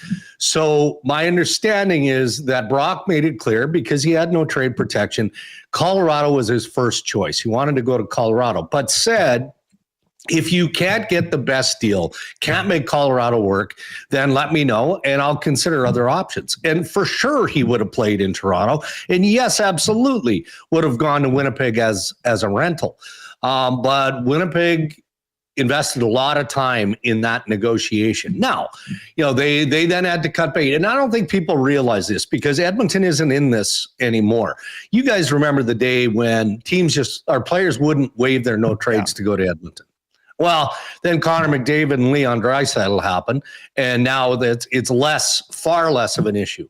There are guys with no trade protection in the National Hockey League of 6 teams or less, and Winnipeg is on their list of no trade. So they just have to deal with that, right? Like they have to fight through that. That's no choice. You either. But it does suck, and you either have to overpay for the team to try and convince that player, or you overpay in free agency to convince that player that Winnipeg is the right spot. So now you look at what Winnipeg does end up with. They get a real competitive player, a guy they're familiar with, and Brandon Tanev, and had to circle back because they also thought that they were getting Luke Schenn from the Nashville Predators. Winnipeg thought they were getting him. Then all of a sudden, poof, he ends up in Pittsburgh. And Winnipeg said, what just happened here? So probably had to overpay to pull Luke out of Pittsburgh. So I think Winnipeg got better. But so I would put Winnipeg in that same vein as the Edmonton Oilers. Yeah, they got deeper and they improved in an area, but not out of the ballpark like maybe Colorado or Dallas. Dregs, as always, man, excellent recap. Good work on Friday. Enjoy the rest of your week, and we'll chat next Monday. Okay, guys, have a good one. There you go. That is Darren Dreger joining us at here on the Nielson Show, brought to you by Pro-Am Sports. They got signings coming up with Nuge and Adam Henrique. You can submit your items or select from theirs, and we'll continue with that conversation a little bit on the Fan Zone. It was interesting that he said, there was a lot of these teams that were checking in and trying to get in on Rantanen, but he said, was he going to go to the Oilers? Was he going to go to some other places? No. Like he wanted to go to the Dallas Stars. Yeah, and I know we joke around in teams. Of course, teams check in. Like that's just good business. That's what you do. You hey, how's it going? Oh yeah, right. Oh yeah, okay. Well, how? Okay, well, whatever. And then you move on. But yeah, probably at the end of the day, as Dreger mentioned, he's a star. That's where he is. That's where he wanted to go, and here we are. But again, didn't get to it. I want to know who wasn't checking in. Because that's just lunacy. Yeah, like who isn't taking their job seriously? Hey, do you want to check it? That's what we need to know. No, I don't want to. Don't want to go there. That's the key here, right? Who is not taking their job seriously? Give us those names. You at least have to go through the process, right? Give us those names. That's what we want. All right, 780-218-9999, 780-218-9999 is where you can get in on the conversation. And we will. I'm fascinated to see how the rest of the season goes now. So standings aside, looking at the Central, Jets, Stars, Avalanche, how would you rank them right now, post-deadline? Standings, just power. I mean, 3 juggernauts. I know. I apologize to all of our. I apologize to all of our WSTers. It's just a feel. Okay, I love you. Got a soft spot for Winnipeg, CFL, chicken tendies, that whole thing. But I think I'd still say Dallas would be at the top of that list. And the Oilers just beat them. So what does that say about the Oilers? Right? That's something here. Trevor, can do that Arken liner here. So throw that up right now. If you did not find a new RV at last month's show, take a look at the used RV show. Over 100 used RVs in tip-top shape. Browse multiple dealers on location with the special RV show finance rates to boot. A vast array of units, well within your price range. Tent and travel trailers, fifth wheels, toy haulers, motorhomes, and more. All inspected, certified, ready for the summer. Find your new-to-you RV at 9603 165th Ave from March 13th to March 16th. Used RV show fires up on March 13th. Free admission to get in with a food bank donation. Visit usedrvshow.ca and check it out. It's always fun to go in there. Even if you don't think you can afford one, it's fun to go in and be like, this could be us. We could be in here. And then all of a sudden they're like, sound guess familiar? What do I have to do to put you in a used RV today? This is the Rantanen exercise. Right. You This go is in and it. inquire. You look around. Hey, maybe... You go in, you pop in, Arcan RV, a huge part of this, obviously. And the next thing you know, you're in Dallas camping. Right? You got a trailer. Look at us now. Look at us now. You've got that hat on, but the brim's put up, and you've got glasses, and you got some of that white stuff on your nose, and you're just driving to the United States, towing your RAV4 behind you, RV, and you're towing your. My parents are RV people, and they don't. I don't know why, but they have it, and they drove across the country and back, and had the time of their life. But I don't know how much they've used it since then. But my dad's big plan is when I retire, when he retires, he says, they're going to drive across the state and just check out check out the scenery in the U.S. Your dad ever drive bus? He seems like a guy that would drive bus. No, Like he did not. He did not drive bus, but I'm sure he'd pretend that he could drive bus. He loves the steering wheel. Like loving that. 780-218-9999 is where you can chime in. But yeah, used RV show coming up with Arcan RV and a bunch of other partners over there. That's March 13th. Same location they usually do it at. Go track that down. 9603 165th Ave. All right. Inbox is taking a good old-fashioned pounding today. We'll get into that. If you're watching over on YouTube today, hammer the thumbs up for us. We've just changed 150. Can we get to 200 by 7:30? That's yet to be seen, but let's do it. Good energy on the show today. I think we're fired up. Game day today, all this stuff. Were they in on Rantanen? Were they in on Rantanen? Would he have come here anyway? No. Anyway, we'll get into all of that. And LeBron hurt. I mean, again, you are the whole. He's out with a groin for a couple of weeks. This is more of a depressing type of show for you, but I just all it is a couple weeks rest. Come back healthy for the playoffs. It'll be a tough out. Let's see what Luka can do. Now, they play Brooklyn tonight, right? Yeah. They're going to beat Brooklyn. If they don't beat Brooklyn without LeBron, he should be handed the MVP trophy when he returns. I mean, let's be honest. So yeah, we can get into that a little bit as well. 780-218-9999. 780-218-9999. Let's dive into our cool bet segment. We've had all these bets where you're flush. Oh, the Oilers. Well, I did finish fifth in the poker tournament last Arnold night. Palmer as well. You guys hit on that. Wow, they're the Russell Henley 50-1. So I mean, Oilers in Buffalo tonight. I mean, listen. You have to start riding with the lock shop. Okay, if you like winners. So we do a couple of things. First of all, we do golf picks every single Wednesday. One of my guys that I was on this week was Russell Henley. He hits. It's a 50-1 bet. So if you cash that, you're very happy. The poker tournament was a lot of fun. Managed to make the final table last night for the first time. I think this is our 7th event. That was fun. That was a good time. But Huss and I, every single day, myself and old Brier Tuck. And you know what? Brier Tuck, this is actually a funny quick story I'll tell. Anyway, Brier Tuck, Huss did predict the exact top 3 of the Brier. This is why he's Brier Tuck. Like he had the exact final and he had Gushu finishing 3rd. So anyway, when we were talking about it last week and he became Brier Tuck on Thursday because of his Brier picks. He always has been. Coolbet did that one Photoshop. It's not a Photoshop. Brier Tuck. It's not a Photoshop. It looks just like him. It's phenomenal. Anyway, I had that on my phone and the Muzz had been at a couple of birthday parties on Saturday. And Tam tossed me her phone to look at like the pictures from the birthday parties. And I had earlier in the day texted Tammy the picture of Brier Tuck. So I saved it. I downloaded it. And I put it up as a home screen on her phone. I love it. And we were waiting because we were going to Marshall's hockey game and she hadn't checked her phone yet. And I knew when we got in the truck, because we like to play goals, kids pick goal songs and listen to them on the way to hockey. She grabbed her phone out of her purse to like set it up. And I was full blown Dumb and Dumber at the moment. Like I'm driving and she's like, I'm going to check. Whoa, we got to get the goal songs. Like, why don't you pull out your phone and check it? And I'm like, oh. She eat up. And then she opens up her phone and sure enough, there's that Huss's face. He's just like, as Brier Tuck, and she just started laughing. And she loved it. She goes, don't ever change. She's like, just be you. I was like, I won't. I never have. I've been with you for like 18 years. I'm not changing. I'm going to keep doing hilarious little pranks on you. And anyway, the dude's he's a phenom when it comes to curling betting. He's the foremost leader in the country.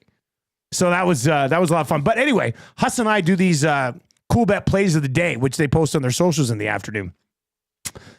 2 weeks ago, Huss went 5-0 during the week. And then he turned it over to me. He goes, no pressure, but I just went 5-0. So last week, Friday, I didn't get to one because of all the trade deadline hubbub. Yep. But prior to that, I went 4-0 for the week. So we are now 9 in a row with the Coolbet play of the day over in the Coolbet socials in the afternoon. So now it's on Huss to keep this streak alive. I can't believe I got through it and passed it back over to him. Still perfect. Our next movie idea should be the testimonial. And you just get Big Uke in front of the camera for 50 minutes talking about how his life has changed, given following you two in the lock Big shop. Uke was in first place at one point last night in the tournament. So was Tommy. Tommy was in first place kind of early. Hello. And then the whole time change started to affect him, and he ended up powering out. Yeah. Well, that was tough. Anyway, so what we've been doing for the Oilers here for the last little while, you're trying to pick them to have those games, like the game they had on Saturday with McDavid and Draisaitl and the big boys going. So they roll into Buffalo. Now, it's been a steady diet of 3-2s. I think 4 of their last 5 games against Buffalo have finished 3-2. But if they can build off the way they played, at least for the first 40 minutes against Dallas, not tonight. You have to think they're rolling tonight. So I'm going to go Edmonton Oilers, and let's put them in regular. Nah, let's leave it. It's going to be a parlay. We'll leave it on the money line. So Edmonton Oilers to win. And let me just take a look at the big boys. McDavid over 1.5 points.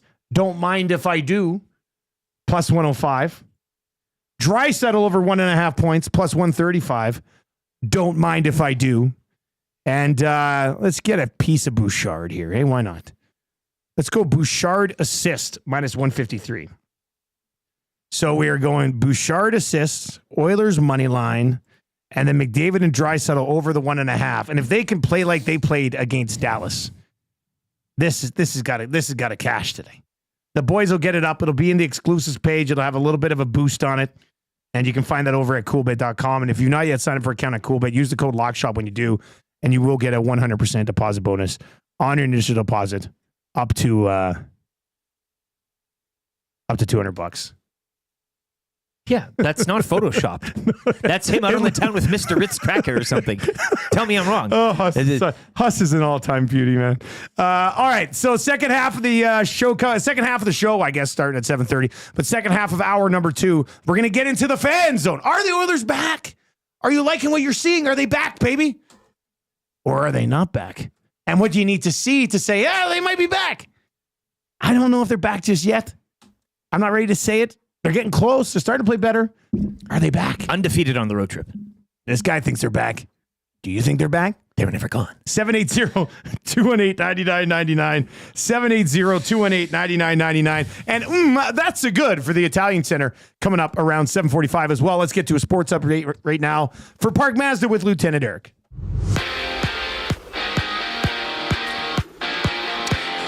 Oilers in Buffalo to kick off a 4-game road trip tonight. Tom Gazzola and Hernan Salas get you set. They'll have your GCL Diesel pre- and post-game shows. Coverage starts at 4 here on EST. Oilers coming off a big 5-4 victory over the Stars Saturday. 3 other games tonight. Utah hosts the Leafs. Also, the Senators at home to the Red Wings, while the Blackhawks visit the Avalanche. Action from yesterday, Alex Ovechkin, goal 886. Capitals double up the Kraken 4-2. OV now just needs 9 to pass Wayne Gretzky for the all-time lead. Kings over the Golden Knights 6-5. Stars rally to knock off Vancouver 4-1. And Carolina double up the Jets 4-2. Logan Stankoven scoring his first as a Kane. Over to curling, Brad Jacobs' team Alberta Rink defeating Matt Dunstone's team Manitoba 5-3 to capture the Brier final. Jacobs will represent Canada at the Men's Worlds later this month down in Moose Jaw. Shai Gilgeous-Alexander at 40 points as the Thunder top the Nuggets 127-103 in a battle of the top 2 teams in the West. LeBron James, meanwhile, expected to miss 1 to 2 weeks with a groin injury as the Lakers will visit the Nets tonight. Raptors host the Wizards, plus Thunder hosts the Nuggets yet again. NFL news and notes. The Rams bringing in receiver Devontae Adams on a 2-year deal. The Bills signing quarterback Josh Allen to a 6-year extension, $330 million, $250 million guaranteed money. Seahawks sending DK Metcalf to the Steelers for a reported second-rounder, and the Browns and Myles Garrett, they agree on a 4-year extension. Back over to hockey, the Edmonton Oil Kings 3-2 shootout winners over Swift Current yesterday. Oil Kings will remain at home and welcome in the Hitmen on Wednesday. And Russell Henley taking the Arnold Palmer Invitational. He finished 11 under. Corey Connors finishing third at 9 under par. Sports Update brought to you by the great staff at Park Mazda and dealer principal Mitch Lewicki, where he's very satisfied with all the work that his team did at the trade deadline. Hi there. If you're like me, you like to picture yourself in luxury, even though there's absolutely no way you can afford it. And if you can, well, even better. Thankfully, I picture myself in something that is luxury, but still absolutely affordable, like the all-new Mazda CX-90 from Park Mazda. With the new luxury features like facial recognition settings and quilted detail Napa leather seating, I can pretend to be comfortable with all of my proper settings activated without even touching a button. Thanks to Mitch Lewicki and the great staff at Park Mazda. I like to picture Mitch Lewicki as a figure skater. He wears like a white outfit and he does interpretive ice dances to my life's journey. Park Mazda, your dealer for life in Sherwood Park off Live Road, parkmazda.ca. Pin strap. Pin strap. Pin strap. Awareness month is upon us. Charge. Charlie the Penguin. Chin strap Penguin. Charlie the Penguin. Chin strap Penguin. Charlie the Penguin. Chin strap Penguin. I remember my first toy penguin. Hello. Oh, my name is. Hello. Oh, my name is Charlie the Chin strap Penguin. Because I'm a chin strap penguin. Charlie. Chin strap is an aphrodisiac. The chin strap is an aphrodisiac. Confirm. Everything about it is perfect. There's good chinny and there's bad chinny. Yeah. I'm sure Ryan Rishaug probably shaving in the hot tub as we speak. There you go. Beautiful. Charlie the Penguin. Chin strap penguin. Charlie the Penguin. Chin strap penguin. Charlie the Penguin. Chin strap penguin. Sketchy animal mascot. Charlie the chin strap penguin. That's a church mascot. I love that penguin. The animal world. Happy church, everyone. Help us end the stigma. Hey now, grow a chin strap. Charlie the Penguin, chin strap penguin. Charlie the Penguin, chin strap penguin. Charlie the Penguin, chin strap penguin. Charge. Charlie the Penguin, chin strap penguin. Charlie the Penguin. Amishman 19 over in the Nasty Chat says, this song needs an Esty. It's stupid catchy. I caught myself a few times over the weekend being Charlie the Penguin, chin strap penguin. Played it last night as Tam's gazing at the prior tuck photo. Tam doesn't necessarily like it. The kids like it, I think. But she's got a horrible taste in music, so what can I say? Totem Outdoor Outfitters, new gear, used gear, trading, consigned sport for every season with hockey equipment and skates ready to go year round. Family store that takes pride in finding the right fit for you. Visit them at 7430 99th Street or online. www.totemoutfitters.ca. They are the sponsor of all of our Nielson Show songs. We're coming at you from the Popeyes Louisiana Kitchen studio today, where Reed Wilkins is waiting for it to open. He's outside right now. He's camping, and they said, Reed, we won't be open until a little bit later on, but just so you know, we are opening today. Makes my day. Popeyes Louisiana Kitchen studio. Sean Z is in and says, God, I love that song. Bones, that is an earworm. Like people love Charlie the Chinstrap Penguin. Earworm. Yeah. Charlie the Penguin. Chinstrap Penguin. Who was it that they wanted a conch but it was too late for a conch? But their kid did well in the judo tournament. Guy in a loader. There it is. Son took home a silver medal at the judo tournament at the big mall over the weekend. Did you see the judo tournament? I walked past there, yeah. I walked past there yesterday. I was at the mall yesterday. Yeah, they were judoing. It was crazy. There was a lot of people watching. Looked like a pretty good time. I did yesterday. I went to that new Skechers store in the mall. Of course I did, right? Like, yeah, you did. It's like you're stepping into a whole, like a real fancy, it's like an alternate reality Skechers. Stepping in. It was, yeah.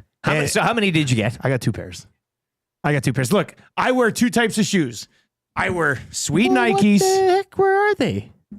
Well, I don't want to, we're going to Disneyland next week. Oh, that's what they're for. They're my new walking shoes. Yeah. So these are my cool guy shoes, my Nikes. Oh, what's this muscle right here? Hammy. Right above the back of your knee. On the backside of your leg. Oh, I'm stretching that out right now. The hammy going. Oh, that feels good. Oh, anyway, so I got 2. I got the classic. I got the pair of the classic Skechers that everybody has. Like the gray and black ones. Felt really nice. And then I got another pair of blue ones that look pretty good too. I love Skechers. I'd take them all. I would. But that new store is insane. They've got a pickleball section. They've got Skechers made specifically for pickleball. They're changing the game. Yeah. So then I was at the mall yesterday, so I did that. Went to GameStop, had to get a new Xbox controller because the one that I used to play against Marshall had completely sort of died out. I couldn't do anything. It'd freeze all the time, and it's frustrating me. And then he was beating me at college football, and I literally couldn't tackle him. Like, I'd start to run tackle him, my guy would just stop, and Marshall's up like 32-6. He's like, ah! I'm like, I can't even come after you with the stupid. So I went and bought a controller, bumped into an AM Nasty. Okay. He was actually at the Estes, if you can believe it. He was ahead of me in line at GameStop. So that was a nice little day at the mall, though. Quickly, I was in and out in like an hour on Sunday. It was good. You are to Marshall what Hernan is to you, in a sense, in the football realm. So then last night, I got the new excuses controller, and we snuck in a quick game. And he beat me 1-0 with his custom-made Raptors team. And Bouchard scored the winner. Oh. And I was trying. It pissed me off. Daddy needed like, redemption. I was really giving her, and I couldn't score on him. This is gonna drive people nuts. But Stuart Skinner was standing on his head yesterday in that video game. Could not bury one. Like, I couldn't get anything by him. Rob from the Grove says, Dusty, don't forget to break in those new shoes a bit before you go away. No, but that's the thing with Skechers. They're like already broke in. It's amazing. They're already broke in. They're a phenomenal shoe.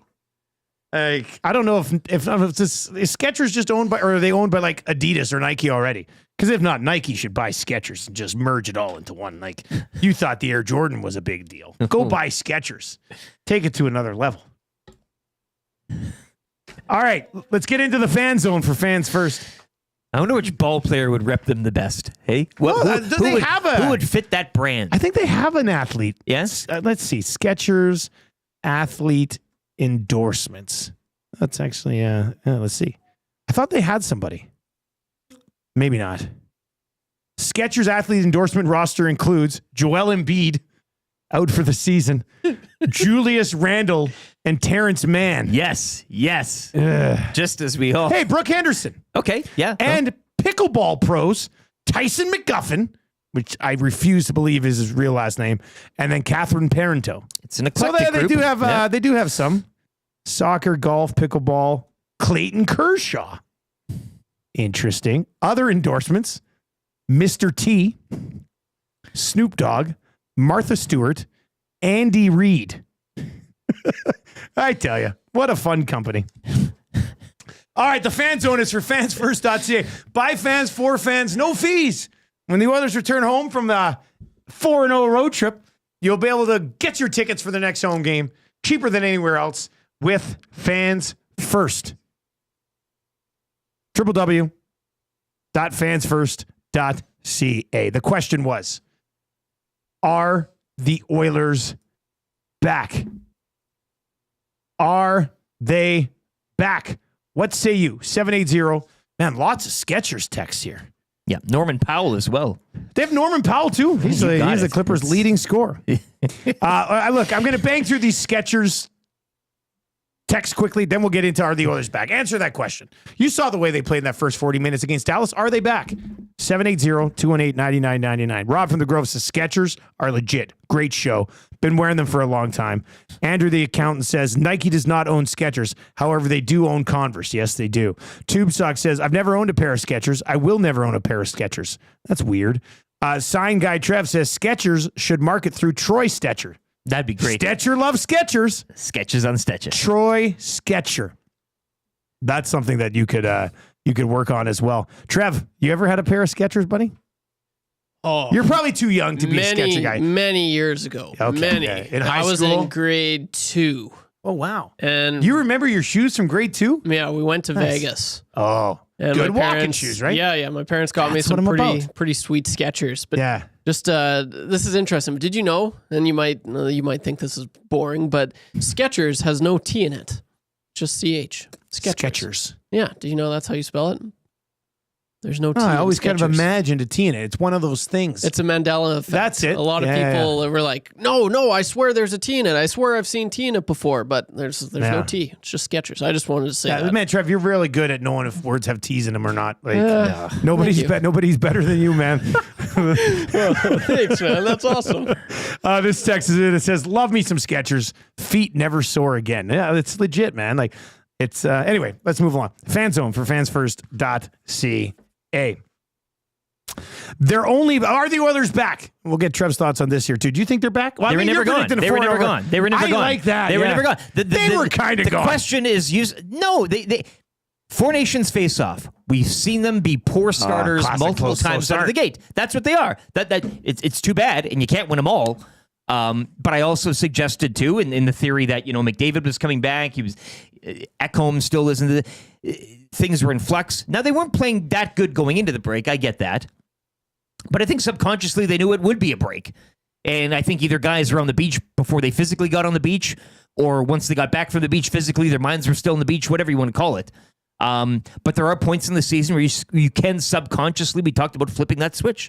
And I think that's what they did. And now they know. And again, it's funny that the trade deadline happens. You inject a little bit of excitement, enthusiasm with the Max Jones and the Jake Wallman. A couple of guys come in. More on that with them. That's good. Yeah. And so I think it sets up perfectly for them because I don't know another team in the league that post that Four Nations break had a tougher run in. You start on the road, bam, right there Saturday against a buzzsaw of teams. Tough trip. And again, I will say, going into those barns, no offense, Cats, Bolts, Canes, and the rest, it's not necessarily a heightened atmosphere, especially during the regular season.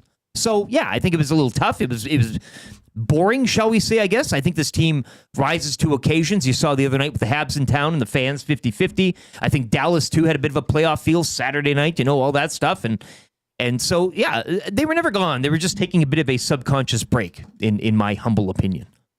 You make a pretty good case that they were never gone. It's tough when you're in the middle of it as a fan base. Everybody's like losing their mind. Talk. Yeah. But you actually make a pretty decent case that they were just who they are. Like, that's just... Strummy did it too. Leave them alone. They're Oilering. Yeah. And it's the same at the beginning of the year, same kind of around the Christmas time, and now. You take your times, you take your breaks when you can get them. Trev, what say you, buddy?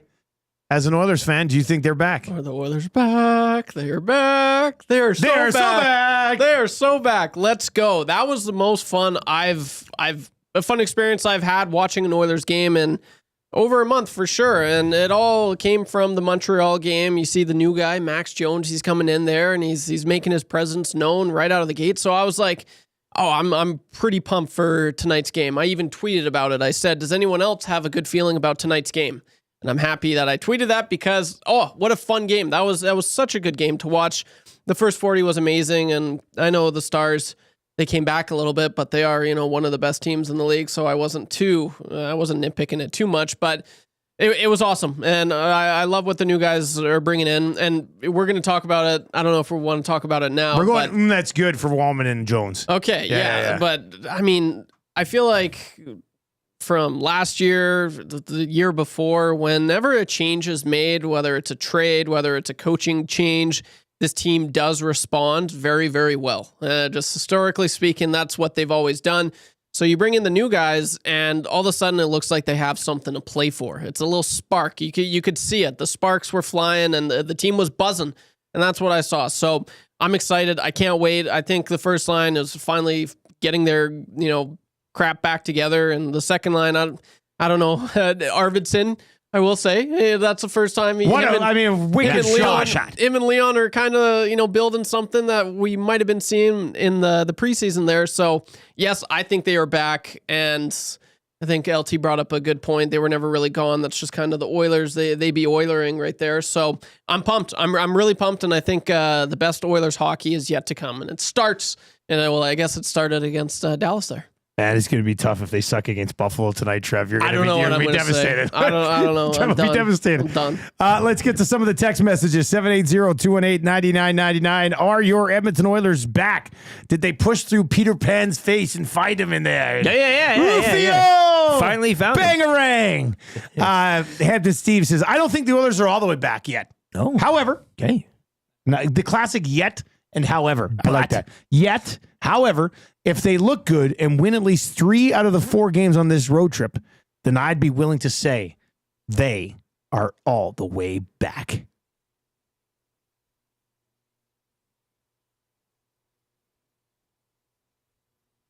Colin the Amishman says, the Oilers are the real-life incarnation of the "it's so over, we're so back" meme chart.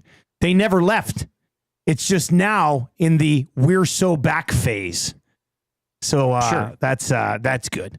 780-218-9999. Calvin C. over in the chat says, I hope when Frederick plays, the physical play is even more infectious with the rest of the team.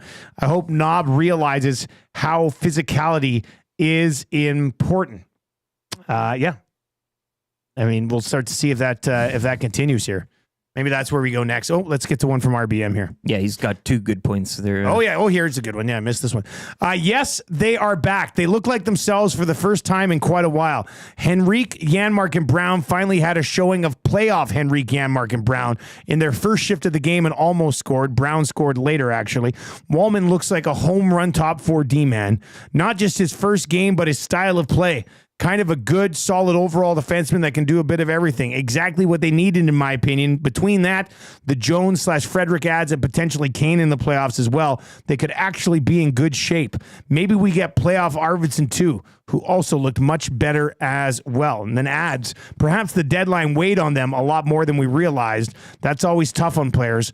Look at Brady Tkachuk basically crying on camera. That's a good point too. Good thought.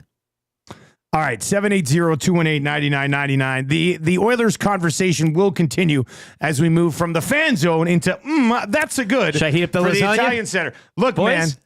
Look. I am stunned. Look, I am a little hungry. I would take some lasagna if you wanted to heat it up. But I think, how much is left? A quarter of it? A good half tray. You didn't eat more than a half tray on Friday? I'm telling you. It was the servings. Man, that's a lot of food. It was the servings that boggled you. I must You have had 5 slices. probably 2.5 slices. So But you're going the smaller. servings, I was good. But what do you mean? How do we determine what the size of a slice is? Kind of like half like a hand like this. You know, it's kind of I'd say anyway. But there's a bit left.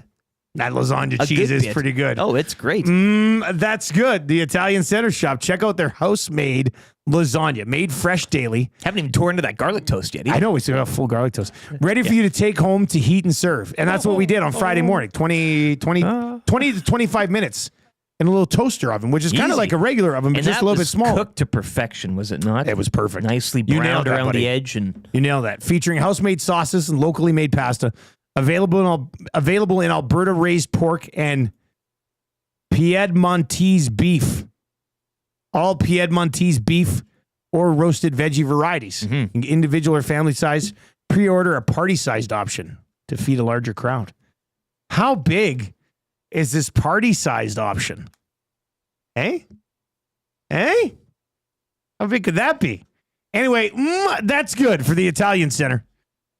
It's a very easy way to have a delicious dinner for your family.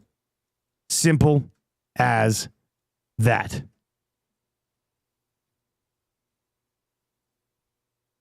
All right, here's what's good from the weekend. you want a little slice, don't you?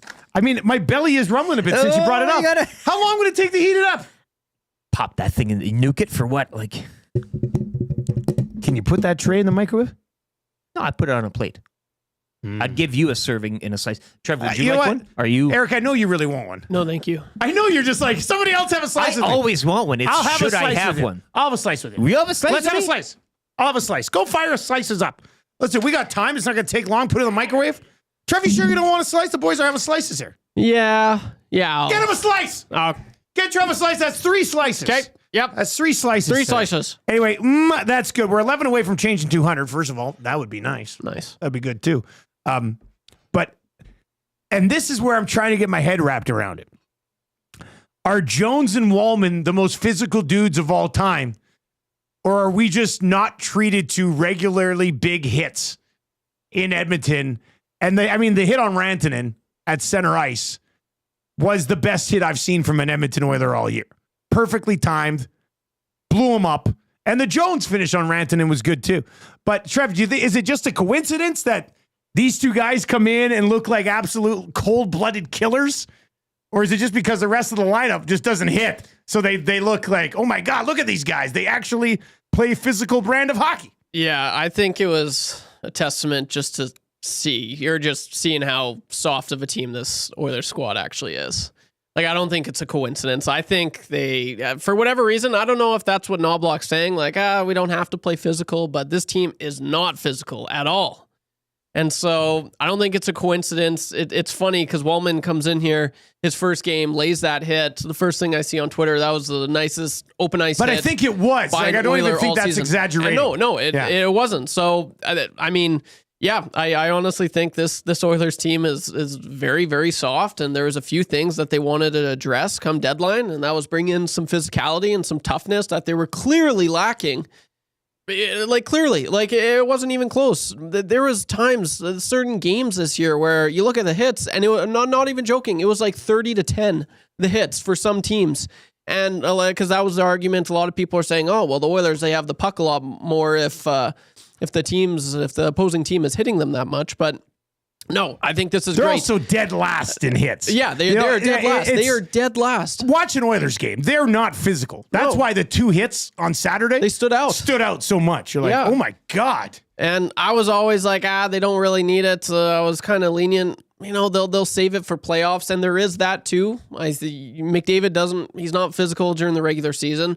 Neither is Draisaitl really, but the boys, they bring it up. That's what playoff hockey is all about, right? So it's awesome. I loved it. It was good to see, and I'm looking forward to watching a lot more. You enter in Trent Frederick, you enter in Evander Kane, and all of a sudden this team is a lot more physical. And is that what this team kind of was lacking? It sure looks like it. I'm not sure Wallman's going to be that guy all Every the game. time. Yeah. But the hit that he laid on Rantanen, Clean.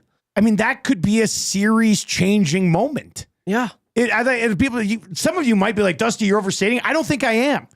Like, let's say the series is Dallas is up 2-1, and it's 10 minutes into game 4, and Wallman catches Rantanen the way he did there. That could be the type of hit that swings a series. Yeah.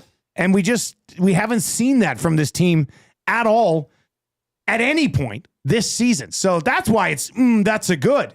Seeing some physicality from these new guys, and you hope that it starts to trickle down through the rest of it. 780-218-9999, 780-218-9999. That's where you can text us. Rams fan says that game against Dallas, the Oilers out-hit the Stars. Must have been the first game all year when that's happened. I mean, we're exaggerating a little bit there, but they won that game. They scored 5 goals, and they out-hit the Dallas Stars. Somewhere Stoff is like, let's go. He's fired up, physical boy. Look at this. Terrific. A slice from the heavens above. Thanks, LT. At the Italian, look at that cheese, too. Oh, that's like that reheated cheese, That's good. That's exciting. All right, let's get into some of your text messages today, or your nasty chats as well. Thank you, LT. Are you going to eat that? Of course. Shaggy in St. Albert says the rest of the Oilers are soft, so Jones and Wallman look tough in comparison. Penner's Pancake says, I do also like that Wallman had some 98 miles per hour cannon from the point. That's an added bonus there as well. We had Drew Miranda on Friday, and Wallman would take a shot, go to the bench, Drew was saying, and ask him how hard the shot would be. And yeah, that's like when Jordan had that guy padding his stats. You go back and ask, give me a couple more steals there, please. Oliver Lawson Tossum says the puck possession fallacy is insane. You can hit on the forecheck all the time. They don't. Makes the exits, leaving the zone a little bit too easily. Yeah, and Florida hits everything that moves, and they have pretty good puck possessions number as well, I think. The Jones hit behind the net on Rantanen was clean also. Both of them were clean. Like, they were both just clean hits. a little cold? No, it's good. I just love watching you take down a slice of lasagna. Like, I don't know that for later. I don't know if I've ever seen you so focused on anything. You love the lasagna. And winning. Yeah, and you also love winning. This lasagna is good. Breakfast lasagna, 2 shows in a row. That's good. And that garlic bread is just sitting there. I think we slice that up post show. Why Put it not? in that toaster oven. Why not? I mean, what else are we doing? Anyone who doesn't think physicality can't swing a series must have seemed to forget about the hit that Rafi Torres had on Mahalik back in 2006.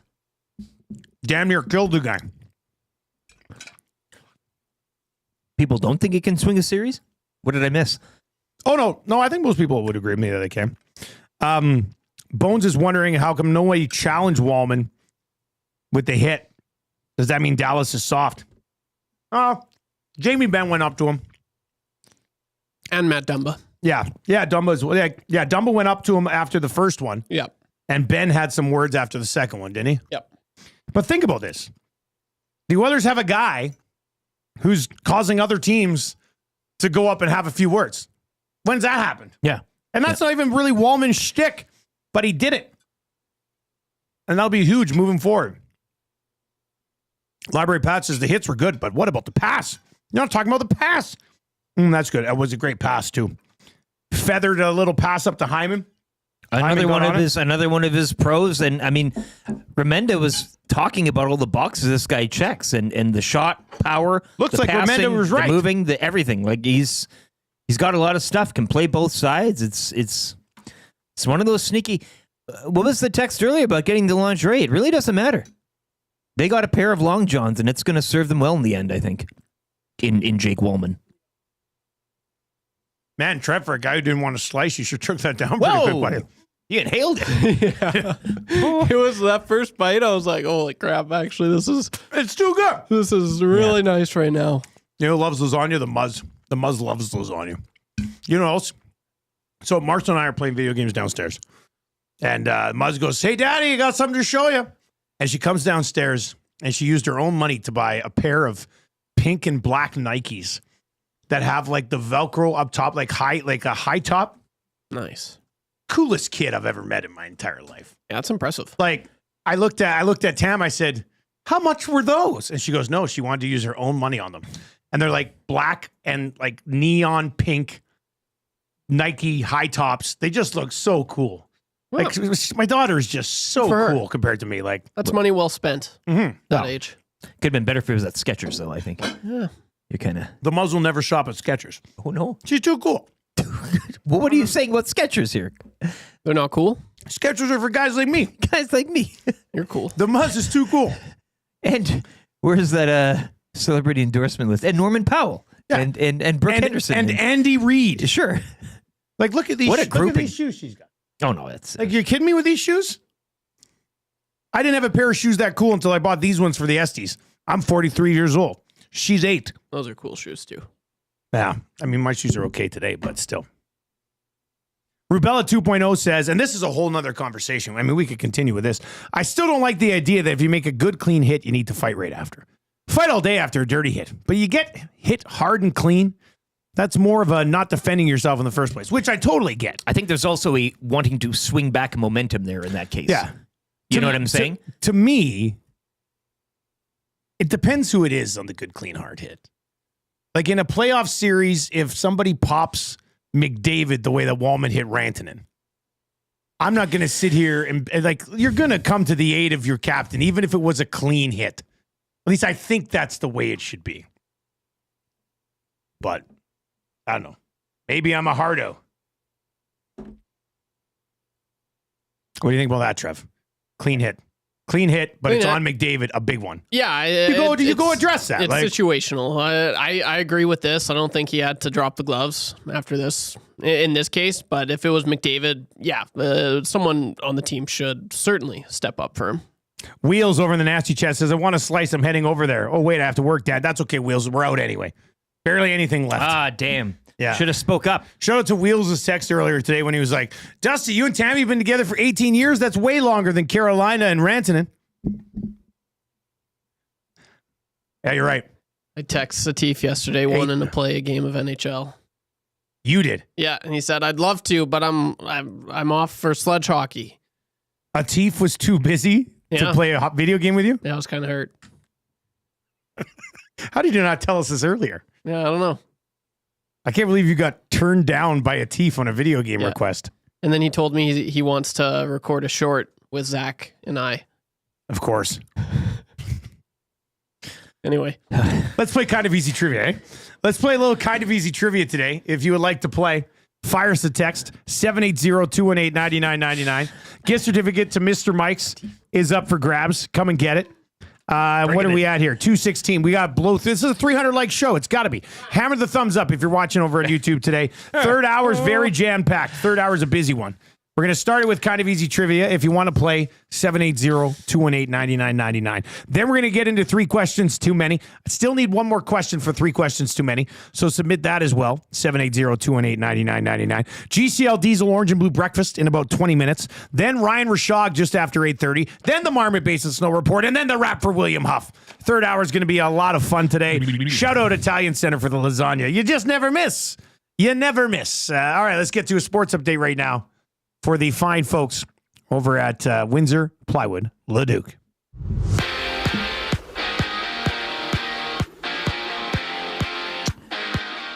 Game day as the Oilers embark on a 4-game road trip tonight, beginning in Buffalo. Tom Gazzola, Hernan Salas will have your GCL Diesel pre- and post-game shows. Coverage starting at 4 here on EST as the Oilers are coming off a big win over the Stars Saturday 5-4. 3 other games tonight as Utah will host the Leafs. The Senators are at home to the Red Wings, and the Blackhawks visit the Colorado Avalanche. Action yesterday saw the Canes double up Winnipeg 4-2. Stars rallying to knock off the Canucks 4-1. Battle of the Pacific saw the Kings skate to a 6-5 win over Vegas, and Alex Ovechkin goal 886 as the Capitals double up the Kraken 4-2. Ovi now just needs 9 goals to pass Wayne Gretzky for the all-time lead. Brad Jacobs' team Alberta Rink defeating Matt Dunstone's Manitoba 5-3 to capture the Brier final up in Kelowna last night. Jacobs will now represent Canada at the Men's Worlds later this month down in Moose Jaw.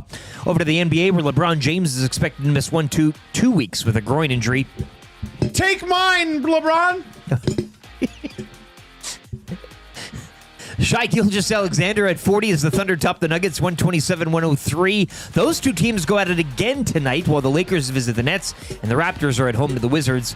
NFL news and notes. Browns and Myles Garrett agreeing to a 4-year extension yesterday. The Bills also signing quarterback Josh Allen to a 6-year, $330 million extension. Seahawks, they sent receiver DK Metcalf to the Steelers, and the Rams are bringing in Devontae Adams on a 2-year deal. Oil Kings 3-2 shootout winners of the Broncos yesterday from Rogers Place. Oil Kings will remain at home on welcome in the Hitman Wednesday. And Russell Henley taking the Arnold Palmer Invitational. He finished 11 under. Canadian Corey Connors just behind in third at 9 under par.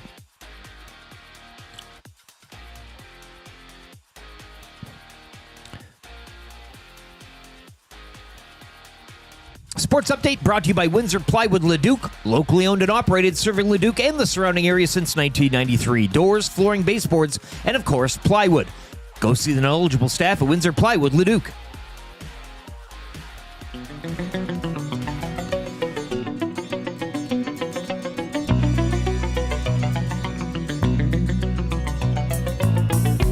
I am a Zakai man with the Leafs I used to ride, with Austin Matthews by my side. I scored a couple and I had a little fun. Signed with the Oilers in July of 21. The Leafs let me walk because they thought I had no soul. Now I'm over 50 goals. I'm the dangler from way across the other side, where Beamers and Audis are supplied. 3rd overall in the draft 2014. Got a one-timer like the game has never seen. Bottom of the circle is the place where I get set. It's going in the net. I'm Nugent Hopkins. I was born in 93. All the way from Burnaby. Played some junior for Red Deer and had a ball. Signed with the Oilers when I went 1st overall. My 2A game, they said, is totally complete. The best in the league. The best in the league. The league. The league. The league.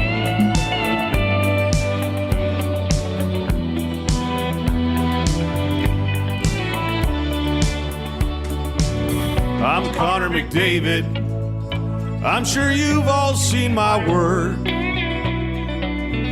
I'm not from this planet Earth. I'm deadly serious when I'm telling you what's up. My soul, it will not rest until we hoist the cup. Do what it takes through all the struggle and the pain, till just the oil remains. And we're gonna win again and again and again and again and again and again and again.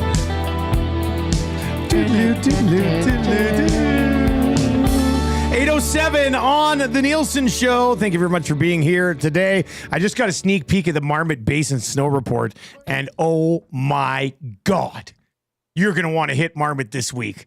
The amount of freshie is insane. People will be so stoked. They wouldn't realize how stoked they are. So stoked.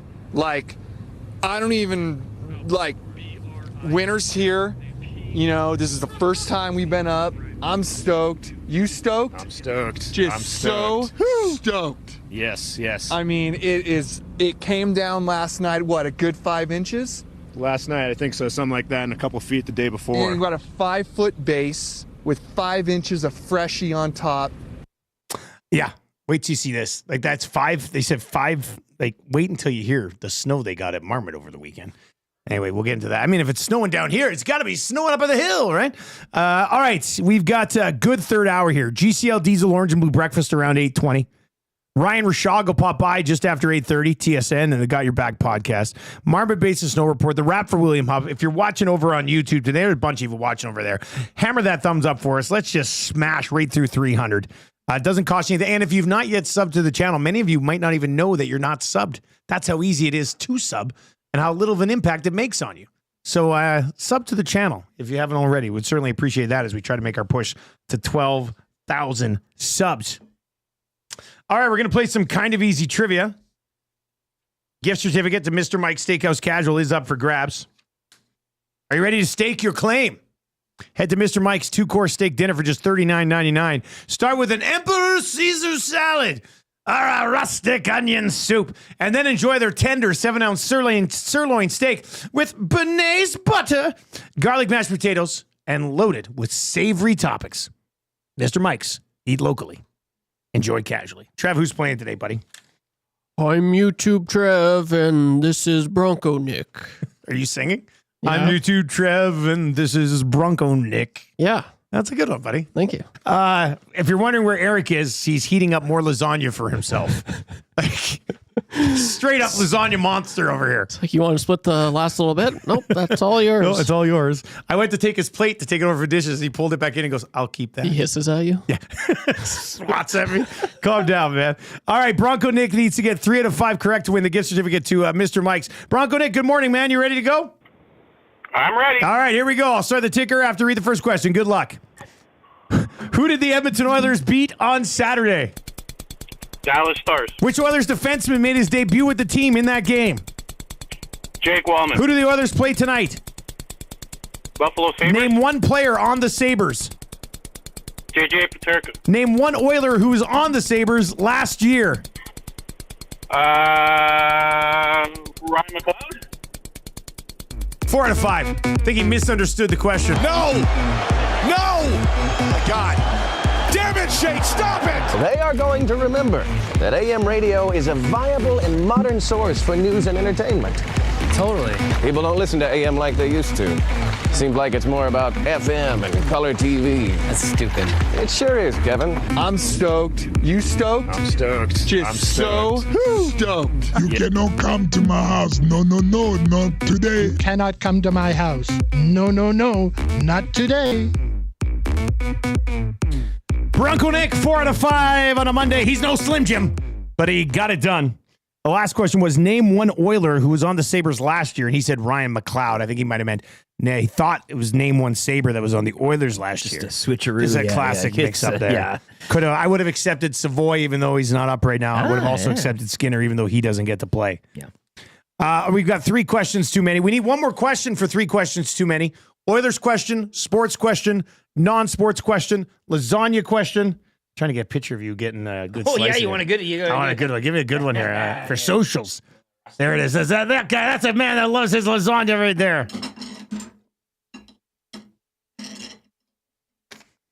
All right. Before we get to the GCL Diesel Orange and Blue Breakfast to get you ready for the Oilers and the Buffalo Sabres tonight, we do have 3 questions too many. And yes, submit your questions to 780-218. I had questions coming in last night, actually, during the Lock Shop Poker Series event. I was so close to winning, finishing 5th. I mean, that was... You don't even podium. I did. No, I mean, it's not about podiums in poker. Huh? It's about final tables. And I FT'd. You know? Yeah, sure. Yeah. First time at the final table. In fact, you know what? My last 2 tournaments, 10th and 5th, out of a field of like somewhere between 55 to 75. Well, do the math. That's pretty good. If you keep this up, you're winning the next one. I'm this close to going pro. What happened to that Dusty guy? Oh, he cashed in his savings and went down to the World Series of Poker. How did it go? Failed miserably. Could never afford to come home. But you don't know if you don't take your shot, right? Mikey McDermott did it best in rounders. All right, 3 questions too many. Brought to you by the great staff at Park Mazda, where Mitch is not in today. Got to bounce back on an email from old Mitchie. Doesn't return until tomorrow. A little extended long weekend for Mitch Lewicki. It's probably due to the roads. No complaints. That might be home. it. Yeah. That might be it. Understandable. Do you have a liner for the segment, Rick?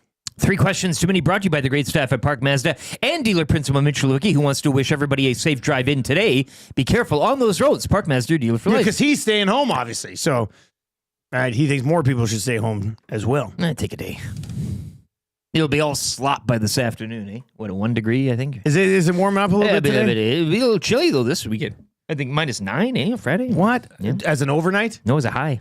No. And this is, as Shawnzy brought up earlier, Matt Iwanek ushered in spring and then goes off on a tropical vacation. Yeah. And now we're getting Jerk move. Again. Yeah. Jerk move.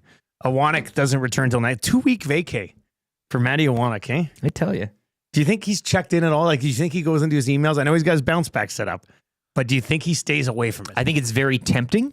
Do you think he's dying for us to call and be like, Matty, we need you? He was talking about the fact that he hasn't been gone for, what, like longer than 2 now? Like 2 weeks? Like, Yeah. A week-long vacation, but this is 2, and he's out of the country. He's like, I think it's I think been it's tempting. the 10 but days. I think he comes home like Wednesday. Yeah, and he's got a couple I think days it's been to- tempting, but I don't think he will, and he has, because we all know that when he sticks to a, Yeah. Well, he sticks to it. There's no he's doubt not about gonna. that. No. All right. Do you have a Twitter account? Yes, at Lieutenant_Eric. You can follow on Twitter, and Edmonton Sports Talk at YEG Sports Talk. Give us a follow there. All right, here we go. Question number 1. Which 2 guys would you guys bring out of the lineup when Frederick and possibly Kane is ready to go for the Oilers? Trev, feel free to chime in on this one. I mean, Kapanen is an automatic. I don't know why he would stay in. Does anybody have him not leaving? No. I mean, that one, we're going to come to blows if somebody's like, no, Kapanen's got to stay in. So the options here would be Kapanen, he's coming out. That's 1 spot. Then you need 1 more spot. Skinner can't even get in, so I mean, I guess we just assume he's out. Max Jones isn't expected to be in there. You would think You know what I'm Max saying? Jones is probably the guy. If he plays his way into the Yeah. conversation, that's a great problem to have. But I think Jones would probably be the first one to come out. And then you'll see where it goes from there. But you're bringing in Kane, who'd play on the left side. As of now, it's Nuge, Podkolzin, and Matthias Janmark and Jones. Janmark still has not shot a puck past a goalie this season. And Ducky as captain and Janmark for the 2. I just don't think the Oilers would do it. I think Matthias Janmark's going to be in there. So you're going to bring in Frederick and you're going to bring in Kane. And let's just throw this around here. Frederick would have to be your 4th line center, I guess, behind McDavid, Draisaitl, Henrique, and then Frederick. They're playing Kapanen at center. He's not a center. So he would come out. And then I guess you would go probably, I mean, I would, Nuge has done nothing with McDavid this year. Nothing. I'd go Kane with McDavid and Hyman. Some people would say and then I'd go Nuge with Draisaitl and Arvidsson. And then Podkolzin slides down, plays 4th line with Frederick and Perry, which could have some jam. I mean, that could be a line that's a little jammy. Trev, what do you think? It's got to be whether it should be Jones or not. I mean, based on seniority here, Jones is going to be the guy who comes out, I would think, if/when Frederick and Kane are both good to go. Yeah. I'm liking what Jones is doing. I mean, it's been 2 games, but he's brought some physicality, as we just talked about. But if you're adding Frederick and Kane in, you're probably thinking that physicality can remain, right? Yeah, but I mean... I would take Janmark out, but they won't do it. I would take Janmark out, and I'm pretty sure he was a healthy scratch earlier in the season, if I remember correctly. What are your thoughts on Podkolzin getting out? Take Podkolzin out. Somebody mentioned his name. Hampton Steve. Like, am I crazy for thinking that? Look, I'm not going to be all torn up if Podkolzin comes out. Like, that's the thing. It's all hustle. It's all gas, no brakes. Who does he think he is? Yeah, who's Josh Clausen and Ice Cube? Like, yeah, I don't know, but I mean, anyone can skate out there and make it look like you're doing something or working hard. And he does have a lot of effort, but nothing to show for it. So maybe I'd be okay with taking out Podkolzin and Janmark. So let's just say, and I don't know where Kane's going to slot in. I don't know if he's going to play at any point. Like, we'll have to see. But in this fantasy world where Kane and Frederick are both healthy for the playoffs, Kane, McDavid, Hyman, Nuge, Draisaitl, Arvidsson, Janmark, Henrique, and Brown, and then Max Jones, Frederick, and Perry is what you're saying, Trev. Yeah. You could do that. I like that. I think it'll be Kapanen and Jones to start, and then probably see where it goes from there. Anyway, it's a conversation we can have over the next month as things start to continue to ramp up towards the post-season. 780-218-9999. Bone says, I think Perry and Podkolzin would be in and out on the fourth line if Kane comes back. I don't think they'll take Perry out, to be honest with you. I think he deserves to stay in. It's limited minutes anyway, but I think he deserves to stay in. Let's get to question number 2. This one's more specifically just for you, Rick, and that's certainly okay. What's the best lasagna you've ever had, you lasagna enthusiast? Oh, great question. Nothing beats homemade. My mom used to make a nice tray. So is that where it comes from, eh? Well, not necessarily. No, it's not where it comes from at all. I didn't have any love affair with it back in the day. I was telling Trev during the break here, like I'm not Italian. There's not a drip of Italian in me. No, but I love a good pasta. You had some. Like I can. Some people call it pasta. I could eat it any time of day, 3 squares a day, 4 probably for weeks on end, and not like white sauce, red sauce, meat sauce, whatever sauce. I can get it. Seafood, chicken, whatever you want in there.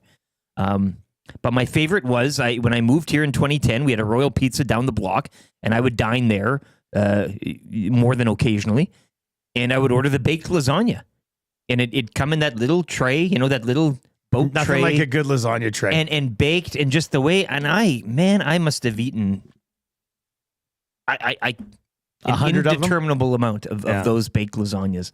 I'd order, what do you have for supper then? Lasagna, baked. And then we'd all laugh, you know. Yeah. I get it. But it was delicious. And so that's, I mean, you can't really screw up a lasagna. I once had like a 50-layer lasagna. It was like this. It's impossible. I don't believe you. Some gourmet. Really? Brendan, what's up? Brendan in the house. So yeah, Riz Piz or, my mom's was always good. It's the Italian Center hits it out of the park, though. I think I was not a big lasagna guy growing up. My mom didn't necessarily cook like a lot of other moms. Define cook, eh? Well, I mean, we have like a small rotation of meals, like hamburger helper, mac and cheese, McDonald's, but all on the just rotated through consistently. The odd time she'd make mashed potatoes. But she wasn't banging out a homemade lasagna. Let's just say that. Yeah. So, I mean, this Italian Center lasagna is probably right up there for me, to be honest with you. I don't know. You're loving it, hey? I'm trying to think of other great lasagnas I've had in the past. The best part is it's a bit of a pain to make. Tam does an okay lasagna. She does a slow cooker lasagna. Really? She's working today, so she won't hear this. So it's not like I'm criticizing her, but not your favorite. I mean, it's not as good as this lasagna. You wouldn't have it in the rotation. Milne made one, Glue Guy, the other day, last weekend. Yeah, he's a big It's foodie. a lot of work to make lasagna. Question number 3. Today is March 10th. This one came in from Jen last night on that poker tournament. Today is March 10th, otherwise known as Super Mario Day, because MAR and then the 10 looks like the I and the O, right, boys? What is your favorite Super Mario related game? If you could only play one Mario game for the rest of your life, what would it be? Trev, you got denied playing video games by a thief on Sunday. You must have a take on this. Denied. Mario Kart. The original? N64? Or are you going like some other I'm one? going like modern. That's what I grew up with. Okay, yeah. Graphics are better. Graphics are better. Gameplay's way I got better. a soft spot for the OG though. I know. Yeah, you guys probably do, but it's just I played it. The turning's way sharper. If you hold RB, like when you drift, it's a lot more trickier on the older game. It's a lot easier, and it's a lot more fun. I feel like on the new game. So Mario Kart 64 is one of the best. Like it's complete. It is like a very expensive to find. Mario Kart. Yeah, the first one for like the N64. OG, yeah. That's good. That's the one. Like It still was connected enough to the old one, like to the original. That Yes. there's that. It's up there tie-in. with GoldenEye. Yeah. It's like one of those games that'll And be. it didn't get too carried away. No, yeah. With like my kids have like Super Mario Kart 8 for Nintendo it's Switch, and it's just ridiculous. You're not it's even- too much. It's yeah. not even like the same game. I'll raise you that with a Mario Party. Anyone? That was not a bad Mario game Party banger is- back in the day. Oh, yeah. For multiplayer, like you could have three. Never other played controllers. Mario Party. Oh, that's great. There's 1,000 games in one. I had a lot 'cause of each, fun. You know, That's insane. well, because it'd be a party, and then you'd go around and play those smaller competitive I'm games. debating through 3 here, boys. I'm looking at. We got the GCL Diesel Orange and Blue Breakfast coming up. I'm looking at Mario Kart for N64, Super Mario Brothers 3 for the original one. That was such a great game. And then the other one, and I think I mentioned this on the show a few times, but I'm pretty sure there was this one Mario game where Mario went through time looking for Luigi. And he was going through like different worlds and times, and it was like a strategy type of game. But I can never remember what it's called. Mario's Time Machine. But is that it? I guess Partners in Time. Mario and Luigi Partners in Time. Maybe there's a few different. Let me see, because that one I loved For Super Nintendo. That would probably That be was it. Mario's Time Machine. Partners in Time. And he's in a little Mario's Time Machine. Mario's look Time up that Machine. one. I think that might be the one you're. Anyway, yeah, he would go up and down. Yeah, I think this might be it. I guess I should have thought when I said, it's like Mario had a time machine. And I think this is it. Like he, no, this one looks a little bit different. Anyway, that was a really fun one. I guess if I really loved it, I remember the name. Sonic was better, anyways. Sega household over here. I just hot take guy here. All right, so there you go. That's 3 questions too many. 780-218-9999. 780-218-9999. People are saying Super Mario RPG. What's Super Mario RPG? Yeah, Super Mario. Jen Cool says the new Mario Party Jamboree. So good. You should get it and play with your family, Dusty. My fave. Really? Yeah.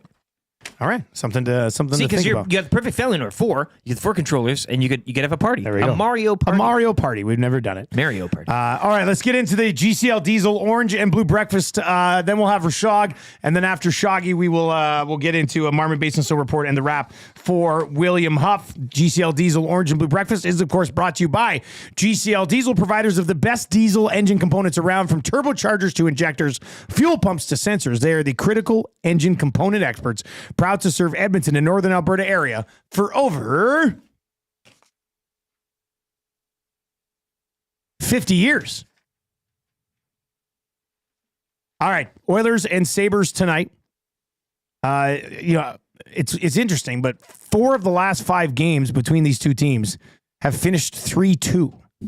The Oilers are 17-11-2 on the road. Buffalo is 15-14-3 at home. Hello. Yeah. Okay. The last 5 matchups, 3-2 Oilers. That was just in January. 8-3 last March for the Oilers. Then they lost 3-2 in a shootout, 3-2 win, and a 4-2. So 3 of the last 4 games have been 3-2 finishes. We'll see if that continues tonight. I thought with the way the Not Oilers tonight. played. You think there's more goals tonight? Yeah. Call an ambulance. But not for me. As for projected lineups for both of these clubs tonight, let's dive into that. Then we'll get to a list of guys who aren't tough enough to play hockey tonight. The Edmonton Oilers been rolling as of late. McDavid, Hyman, Nuge, Draisaitl, Podkolzin, and Arvidsson, Henrique, Connor Brown, Matthias Janmark, Kapanen, Max Jones, and Corey Perry. And then moving some things obviously around on the blue line. But Nurse, Wallman, Kulak, Bouchard, Stetcher, Emberson, and we'll continue to wait on status of some of these other guys who've been a little bit banged up. As for the Buffalo Sabres tonight, Josh Norris, recently acquired just at the deadline in that Dylan Cousins trade. He slots in between Alex Tuck and Tage Thompson. Ryan McLeod with J.J. Peterka and Jack Quinn. Krebs with Isaac Rosen and Zach Benson. Josh Dunn with Sam Lafferty and Beck Mallenstein. Matthias Samuelson with Rasmus Dahlin. Bowen Byram with Bryson. Owen Power with Connor Clifton. So on one pair, they've got Rasmus Dahlin. On another pair, they've got Bowen Byram. And then on another pair, they have Owen Power. As for a list of guys who just can't go tonight, let's get your injury report for Podium Physiotherapy. Knee pain from that nagging ACL injury, hip or shoulder pain slowing you down, back pain after a long day of work. They've got you covered. Whether it's a sports injury, post-op recovery, or the wear and tear of everyday life, the expert team is ready to get you back on track at Podium Physiotherapy. Unlock the athlete in you at Podium Physiotherapy. Rick, what do you got? For the host Buffalo Sabres, 4 players listed as day-to-day, and those are Jason Zucker, Yuri Kulik, Jack Quinn, and Jordan Greenway. And when it comes to the Oilers, you mentioned, again, we'll probably have more information as the day rolls on, but Matthias Ekholm, John Klingberg day-to-day, Regula, Kane, and Frederick all on the IR.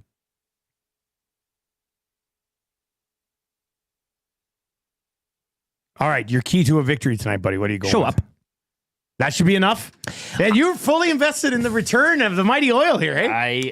Return. I know you said I'm not even subscribing they are to that just theory. who they are. Yeah, Yeah, this is not a return. Yeah. Look, and I know that, like, you said what if they could bring what they brought Saturday. I don't even know if they need to bring all of that, what they brought Saturday against. I know it's pro league, NHL, but the Buffalo Sabres, again, another deflating deadline. Like, it's one of those things. They've lost 6 straight. I think the Oilers will be anxious to take this thing on the road here with these new additions as well. Show up. I mean, the big dogs eat tonight. Yeah, it's nothing more elementary than that. My game day prediction is going to be... well, I already put in the EST parlay that both McDavid and Draisaitl will have 2 points tonight. I'll say one of those 2 guys has 3 points tonight. How's that? Let's crank it up to another notch. One of those guys has 3 points. Why tonight. not make it 4? Calm down. You're getting carried away. Eric, sometimes you can really be a nut job, eh? Yeah. That's crazy. That's your Orange and Blue Breakfast brought to you by GCL Diesel. Tommy Gazzola tonight, of course, will have the GCL Diesel pregame show. It'll get you rolling leading up to puck drop tonight. And then, of course, postgame show coverage continuing as well. The old Reed Wilkins show sandwich. Hey? With the smack dab in the middle of it. Well, the final hour. Oh, yeah, no, smack dab in the middle of it. You're right, yeah. So you'll get an hour of the Reed Wilkins show, then pregame, and then the third hour will be the second hour, technically, of the Reed Wilkins show today with he and the glue guy, Jay Milne. Quickly before we go, I missed this. It came in a little bit earlier. Steph Curry, who's still playing for the Golden State Warriors, do you see this? Has accepted a role with his alma mater, Davidson College, as the assistant general manager for the basketball programs. Curry becomes the first active player in the U.S. major pro sports to take on an administrative job with an NCAA team while he's playing here. So Steph Curry is now the assistant GM of Davidson's basketball programs while he's still playing for the Golden State Warriors, taking a job away from somebody else who probably earned it, if you can believe it. That's what they would say, right? I think it's kind of cool. Assistant general manager. Yeah, I mean, what is he doing? Yeah, why wouldn't they just wait to do this after? I mean, it's interesting. Yeah, that's neat. That's kind of neat. Like Zach Hyman owning the Bulldogs. This is like Zach Hyman, but like becoming the general manager of the Bulldogs. Yeah. Yeah, it's kind of fun. All right, Ryan Rishaug on the other way from TSN and the Got Your Back podcast. Hopefully he's warmed up after being in that cold rink on Friday. He's warming up in the nasty chat this morning. Oh, I see he's over there. Yeah, he's over there. All right, let's get to a sports update right now for Century Casino, Sports Bar and Lounge, where every day is game day. Ryan Rishaug on the other side. Marmot Basin Snow Report with the most snow we've seen all year. And wait, did you see this thing? I heard you from the kitchen. Yeah, wait to see how much freshy they got. And then the wrap for William Huff. But Rishaug is on the way next.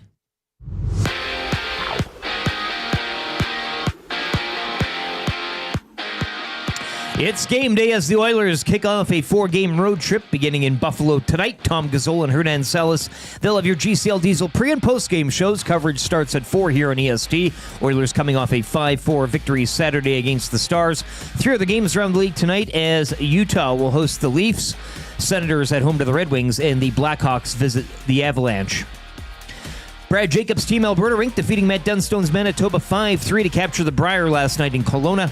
Jacobs will represent Canada at the Men's Worlds later this month down in Moose Jaw. Over to the NBA we go. Lakers visiting the Nets tonight. Raptors host the Wizards, plus the Thunder will host the Nuggets again. The Thunder topping the Nuggets last night, 127-103. Off the court, LeBron James expected to miss 1 to 2 weeks with a groin injury.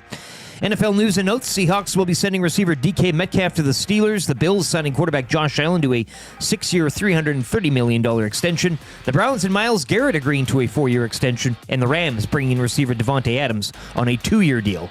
Back over to hockey, where the Oil Kings victorious in a shootout over the Broncos yesterday, 3-2. The club will remain at home and host the Hitmen on Wednesday. And Russell Henley, your Arnold Palmer Invitational winner. He finished 11 under. Canadian Corey Connors finishing right behind third at 9 under par. Sports update presented by Centric Casino Sports Bar and Lounge with wall-to-wall TVs, daily food and drink specials. It is the place to be for every Oilers game. Every day is game day at Centric Casino Sports Bar and Lounge.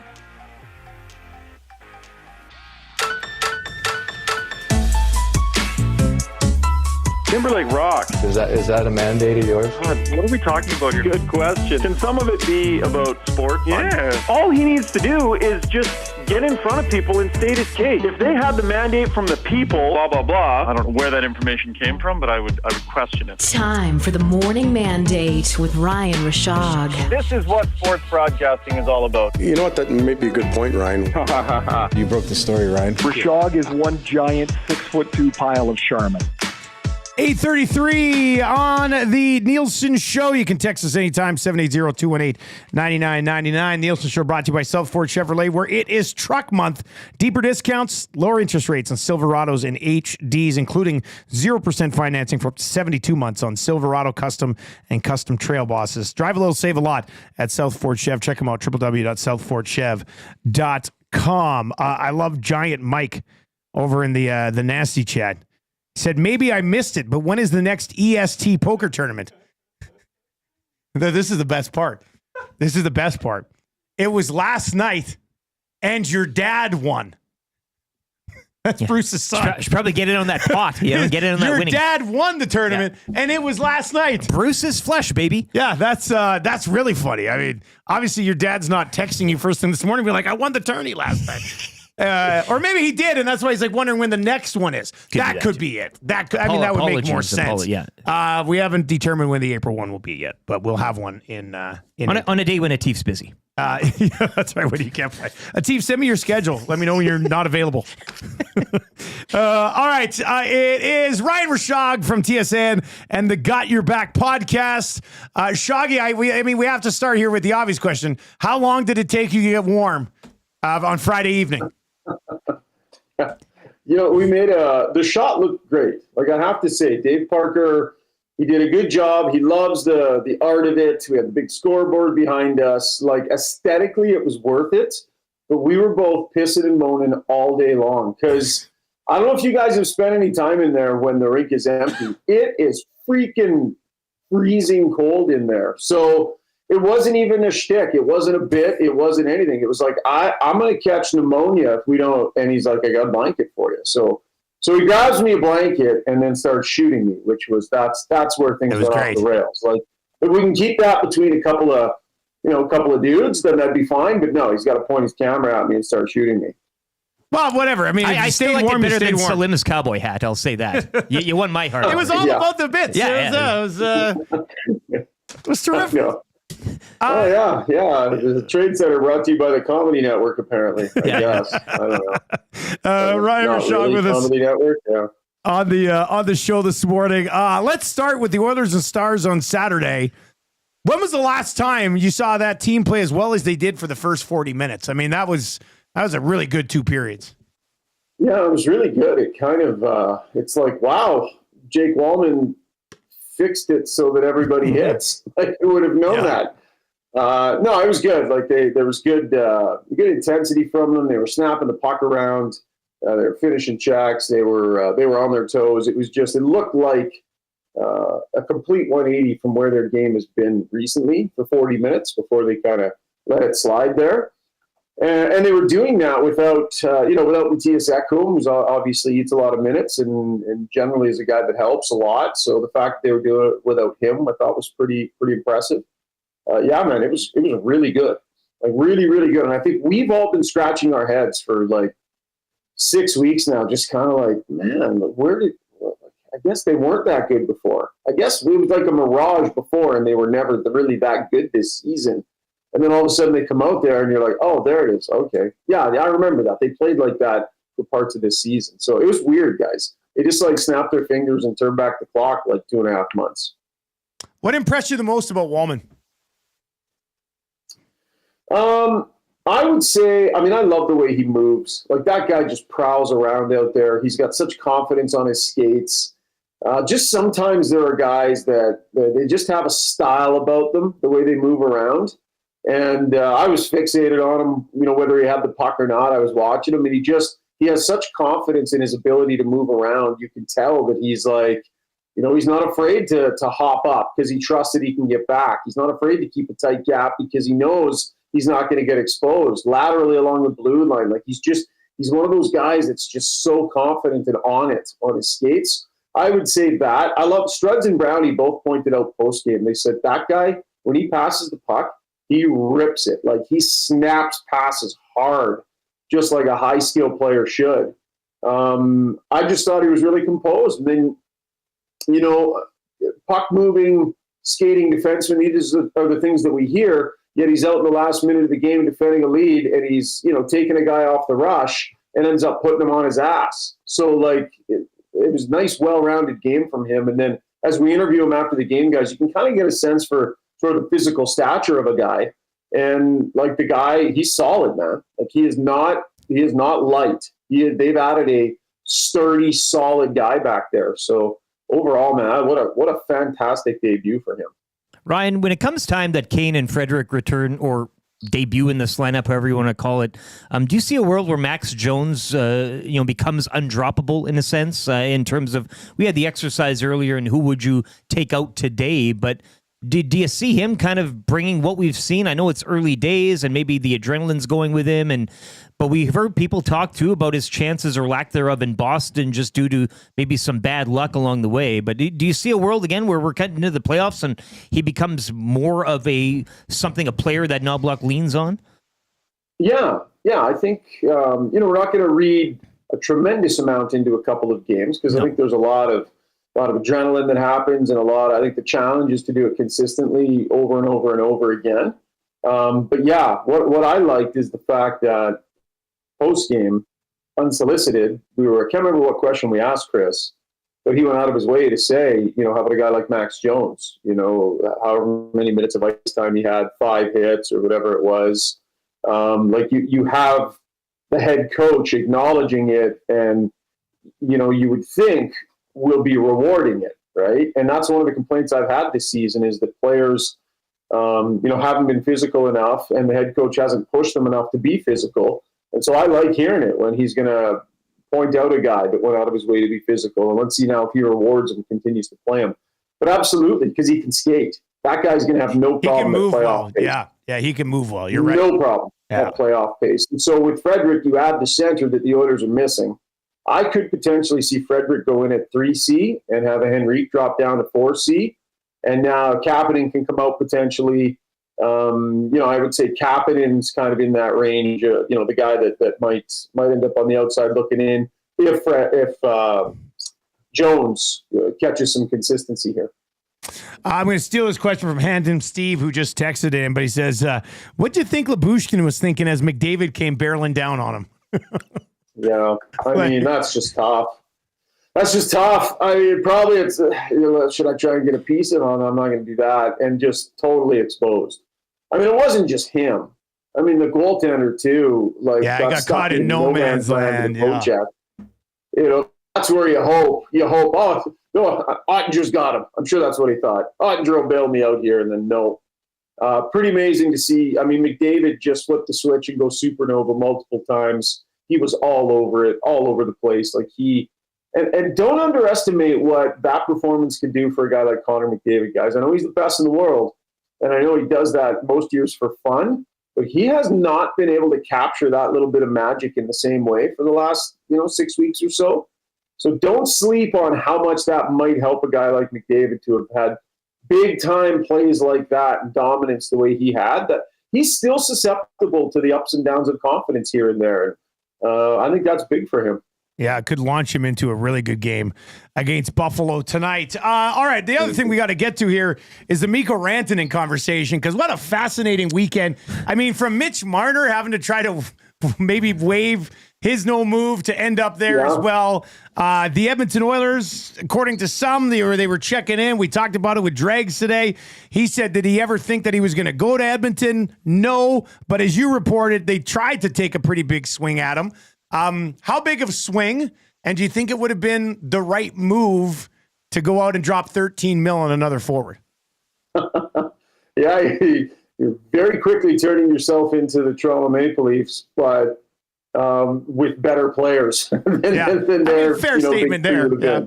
You know what I mean? So is it ideal? No, but they're better players. So you probably have to at least think about it, right? So yeah, no, they definitely took a swing. Like they got to the point where they were negotiating their way through a deal. And I think the number was right around 13 million times 8. Where the whole thing gets held up is when you start trying to figure out what assets to throw in the trade. And that's where Carolina just didn't like what Edmonton had to offer.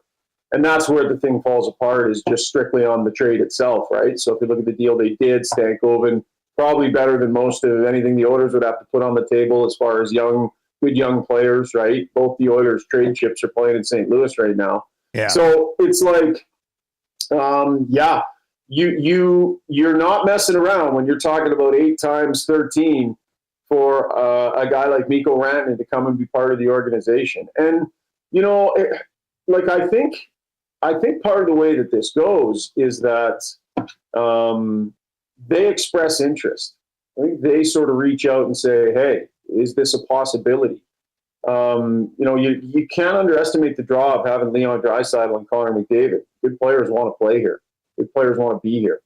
And so you think about, if you're Rantanen, you think about coming to Edmonton and the chance to pile on some more cups if you're with those guys. So my understanding is there was some interest from their side. Of course, the Oilers are going to go down that path with them and figured out what the contract parameters would be. And then it came time to figure out what the trade was. And that's where the whole thing stalled. So, they took a big swing. And, and I've seen what some other people are reporting and such, and it's all good. Like, it's trade deadline. There's lots of information flying around, and not everybody has the same information all the time. And that's all good, but I reported what I reported. I'll stand by it. And, the Oilers took a big swing and were willing to do this deal. So do you, and it didn't happen, so I guess it doesn't really mean anything in the end, but do you read into it in the fact that, okay, if they were willing to drop another 13 mil on Rantanen and the McDavid contract's coming up, do you read into it that they're pretty confident? Well, a couple of things. One, do you read into it that they're okay being dollar in, dollar out at the deadline next year, even with the cap going up? Do you read into it that they have a path out of Arvidsson and Kane and maybe somebody else? Do you read into it that they're not going to be going on some sort of big deal for Bouchard? Like, how should we read into the fact that they were reportedly interested in this guy at that number? I think you read into it that the Oilers had the opportunity to add one of the best players in the world. And while it would have been uncomfortable money-wise, that's something that's worth doing to the point where you just kind of figure your other stuff out later. I'm not saying that they didn't look at it or that they wouldn't have been doing the math and figuring it all out. But my guess is, like we've all done, you all whip over to Puckpedia and you start flipping everything in and figure, how the hell would that have worked, right? Yeah. And it would have been tough for sure. But I think if you're the Oilers, you're going, we'll find a way to figure it out. For a player of this caliber on that contract, you'll find a way to figure it out. And I think that's probably the headspace they were in. So Does it mean that, they were willing to not give Bouchard 9 or 10 million times 8? 100%. You're not doing that if you're signing Rantanen. That's not happening. Does it mean you potentially even have to move Bouchard on? I mean, I don't know. We could all do math. So I'm not sure. Or maybe it becomes more about a bridge at that point. And by the way, I think we probably already are in kind of bridge territory here when it comes to this contract talk of Evan Bouchard. Let's see the way the rest of the season goes, and let's see how his playoffs go. So I just think that when you have a player of that caliber, and you've still got to sign McDavid, and so you sign Mikko Rantanen, and that's a pretty clear sign to a guy like Connor McDavid. Like, you've already got Draisaitl. Now there's this guy. Yeah, you're not going to find two better guys to go play with somewhere else. Yeah, where are you going to go where are you going to go to do that? So I just think when it's a player like that, you figure out a way to make it work. And yes, whether it's Arvidsson, Skinner's money comes off the books. They'll figure out the Kane situation. You just maybe you can't give deals to guys you might have before. You just figure out ways to fill in the blanks because you got a chance to add this phenomenal player that would be an incredible fit next to Leon Draisaitl. You probably just got to figure out a way to make that work. And I think that's what they were more than willing to do. Interesting to see how that leads into the offseason with some of the money that they could possibly have to spend. Shaggy, as always, buddy, we appreciate it, man.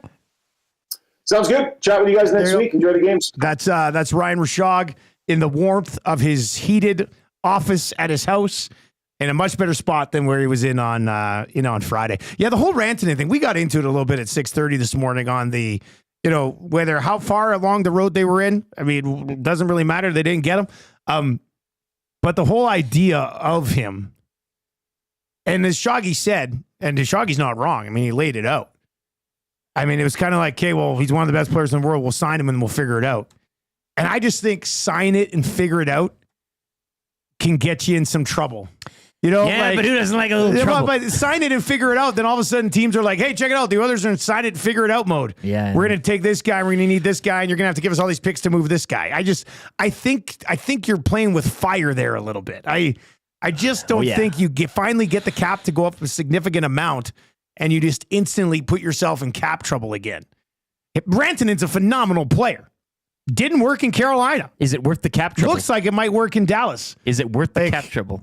Some would say yes. I'm very I can get why people would be like, yes, let's do it. And I'd get sucked into that too, I think, a little bit if they got him. But then you have to get out of Arvidsson. You have to get out of Kane. You have to probably not keep Bouchard or keep Bouchard at a much lower number. And then that would be a bridge deal with Bouchard, which might not be the end of the world anyway. I don't know how you look at it. You're not going to be able to afford to pay your goaltenders anything more. And it's just, to me, and the bottom six you'd have to have would be like Philp on your third line. It's just I don't know if that would have been Dallas might have done Edmonton a favor here if he was even willing to come here. So 780-218-9999, 780-218-9999. If you want to chime in there, if you watch over on YouTube, we're 16 away from changing 300. Before we get to the wrap for William Huff, which will have your sound of the day, it'll have your text of the day. We should get into this Marmot Basin snow report because this is an all-timer. Biggie. This is an all-timer. And this whole Rantanen conversation will obviously continue on the station throughout the day. And they play Buffalo tonight, but that's a fun one. That's a fun one. Fun one. Rams fan says, if the Oilers were swinging $13 million on Rantanen, does that mean they'll potentially swing at Marner? And I don't see that.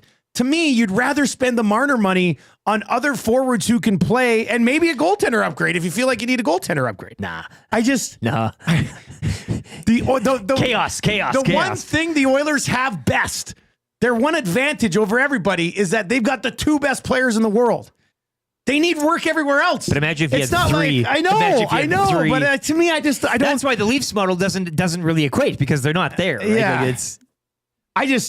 We're sitting here talking about, I got to trade for a D-man. Go sign a D-man with that money. Oh, they need a goaltending. Upgrade your goaltending with that money. Goaltending's fine. Nobody has ever said, you know what the Oilers need? More star power. And they're about to drop $13 million on more star power. To me, that you're failing the assignment. McLevin says, enough of Rantanen. We're getting Marner in the offseason. Hogwash. That's what I say. Hogwash. All right, Marmot Basin snow report. You won't believe this. How much freshie? Is there the hill? How much freshie? How much freshie? How much freshie? So stoked.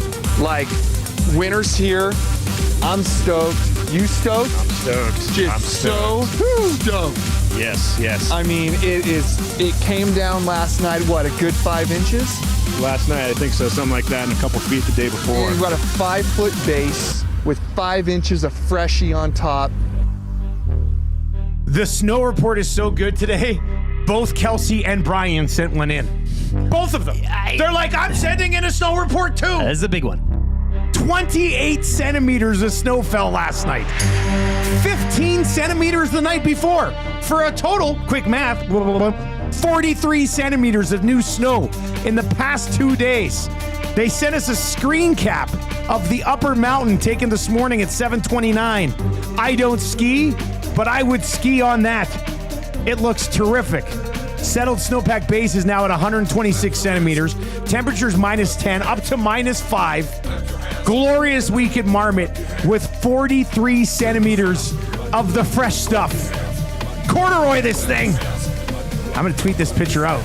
This is an amazing picture. Mountains are way up there. The clouds are below the mountains. Makes my day. My name is Jeff. I can't believe it! The bookbinder of Alberta. You just made the list! Loaded a cap. Oh, You man. can frame that picture, eh? It's a beautiful We should picture. put it up in the office here. That is a beautiful picture. I'm going to tweet that out. Did I tell you guys about Marshall and the bookbinder thing he does at school? Did I tell you guys this? Sounds like something, Trev, you would have done back in the day. I think I told you off the air. Did I say it on the air? Just in the bookbinder reference. I might have. I think you did. I did? Friday. Yeah. You remember that? When he plays bookbinder at school? Or maybe it was off air. but cosplays? Like I know he's you gonna- told me this. him and his friends Because he go around to loves the playground. and Marshall loves Reed, and he loves the Yeah. bookbinder bit. And so when Reed did the bookbinder birthday bit for Marshall, Tammy was like, Marshall loved it. And then he told me that at school, when he has downtime between projects, he does bookbindering. He does the whole, like he does the voice Like, in class. oh, like, he does the- I'm the bookbinder. Does he do book binding though? Like, does he bind? I don't know if he's bind binding books? other kids' Is books, he binding books, but he does the bit, which I got a lot of time for. full costume and everything. That's great. All right. Let's get into the wrap for William Huff. If you want your place to look as good as ours, there's one website, www.williamhuff.com. They've been doing it since 1952, which was 4 years before the launch of the A&W, the original burger home. Yeah. So, I mean, William Huff was ahead of it. Simple as that. And they do great work. Anything you need to make your company look legitimate, WilliamHuff.com. Go see Bruce and the team. All right, what we learned on the show today, boys? Jonathan Taves is continuing his comeback attempt. He's not satisfied the way things ended in Chicago. Oh, so he'll be an Oiler next year. Here we are talking about Rantanen Mark and it Marner. down. And March 10th. Look, March the 10th. answer's been right in front of us. I'm the whole telling way, you, and Jonathan Taves will be an Edmonton Oiler at the beginning of next season. Yeah, so. We learned that Steph Curry is now a assistant general manager of Davidson. AGM. And then this one's interesting. We also learned today that Andy Reid has an endorsement deal with Skechers. I mean, who else is on that list? It is quite the list. Howie Mandel. A real who's who, yeah? Norm Powell. Joel Embiid. Skechers basketball department is like, damn it, we really screwed this one up. The Embiid one really hit for me. How can Embiid be hurt so often when he's got the most comfortable shoes in the world on? Like, it doesn't make any sense to me. Trev, did you learn anything on the show today? You must have learned something. Hey, you took my Skechers. You're going to go with the Skechers thing. I Yeah. was leaning Skechers. Understandable. Tony Romo, too. Yeah, they got Tony Romo, but like broadcaster Tony Romo. Yeah. Time change. Time change. Tommy made it. I learned that. You learned that it's time change. It did, in fact, change. Oh, yeah. You learned about time. Yeah, that was kind of sad, to be honest with you, Trev. I was kind of embarrassed for you there. Well, yeah. I mean, I can't defend that one. Yeah, it was embarrassing. All right, let's get to your text of the day today for A&W, where the Stacker Burger is back. Limited time only, obviously. Single stacker, double stacker, triple stacker burger. $3.99, $4.99, $5.99. Trev juggled them just last week. Text of the day goes to Greg in the Grove. The Oilers picking up Rantanen would be a similar scenario to when my wife sent me to the grocery store with a list of things we needed, but I went to Victoria's Secret and bought her some sexy evening wear instead. Yeah. Right? Completely unnecessary. And now you don't have the things that you need. See, but you because know you this. thought about the sexy stuff. You took your kids shopping for groceries the other and I you did. You got a couple Rantanens in the cart, didn't you not? That We got some cookies. We you got a some few extra Rantanens, stuff. Some mini eggs here or there. Yeah. See, you know then, what it's like. And then after we went to the lingerie store and got Mummy something nice. All right, let's get to your sound of the day. Sound of the day. I mean, we got to circle back around here. Off the schneid. Connor Brown.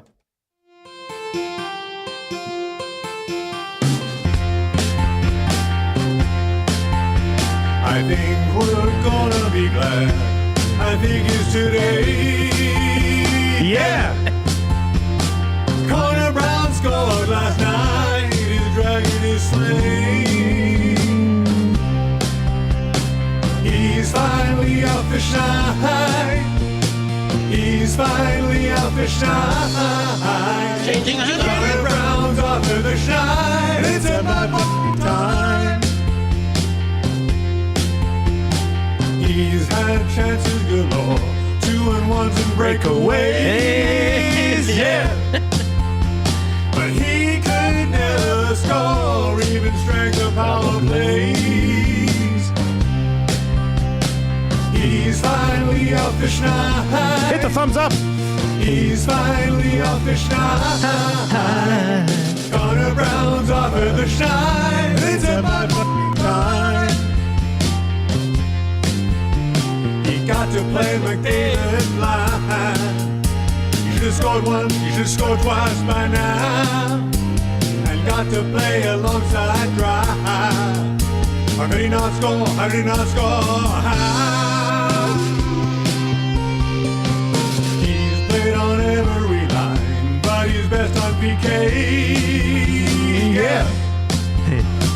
He could never find the twine till he found it last game. Yeah. He's finally off the schneid. He's finally off the schneid.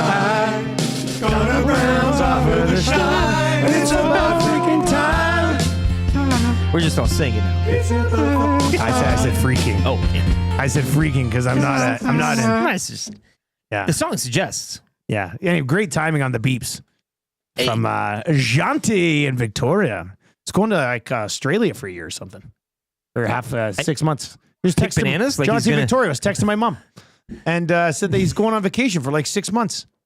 They're taking their van. They're taking their van on a boat. And then like driving around. I'm pretty sure that's they must love that van. Anyway, yeah, I think that's what my mom said. Makes sense. These texts because my mom your has parents want to lots of do the kids. cross. Yeah, Yeah. They're probably all in this community. I think Janti and my mom are becoming pen pals, and he's going to start sending letters in the mail. Driving across continents. All right, what are we watching tonight, guys? What do we got tonight? The Oilers are in action. They're in Buffalo to take on the Sabres in one of 4 games. Also tonight, Senators, Red Wings, Avalanche head home to the Blackhawks, and Utah hosting the Toronto Maple Leafs. Association, the classic Denver plays in Oakland against the Thunder 2 days in a row. Hey, MVP's best in the West. So good you get it twice. Eh? Isn't it? You know what? Yesterday's game was pretty good. Like, OKC took it. And the Lakers on the road against the Nets, a 5:30 start tonight. So that's a nice little flipper back and forth. No LeBron, but they should still they should beat the Nets. Yeah. Well, as you They said, should be the Luka's Nets. driving the bus now. Yeah. We'll see how it goes. He's pretty good too. All right, the hangout is coming up. If they with, could only add a third handsome Tom Gazzola to that duo. You know what? They should have signed Rantanen. Who knows? Hey, plot twist. Austin Reeves is the third. All right, if you're watching over on YouTube, hammer the thumbs up before. Turn on the autoplay. It'll take you right on over to the hangout.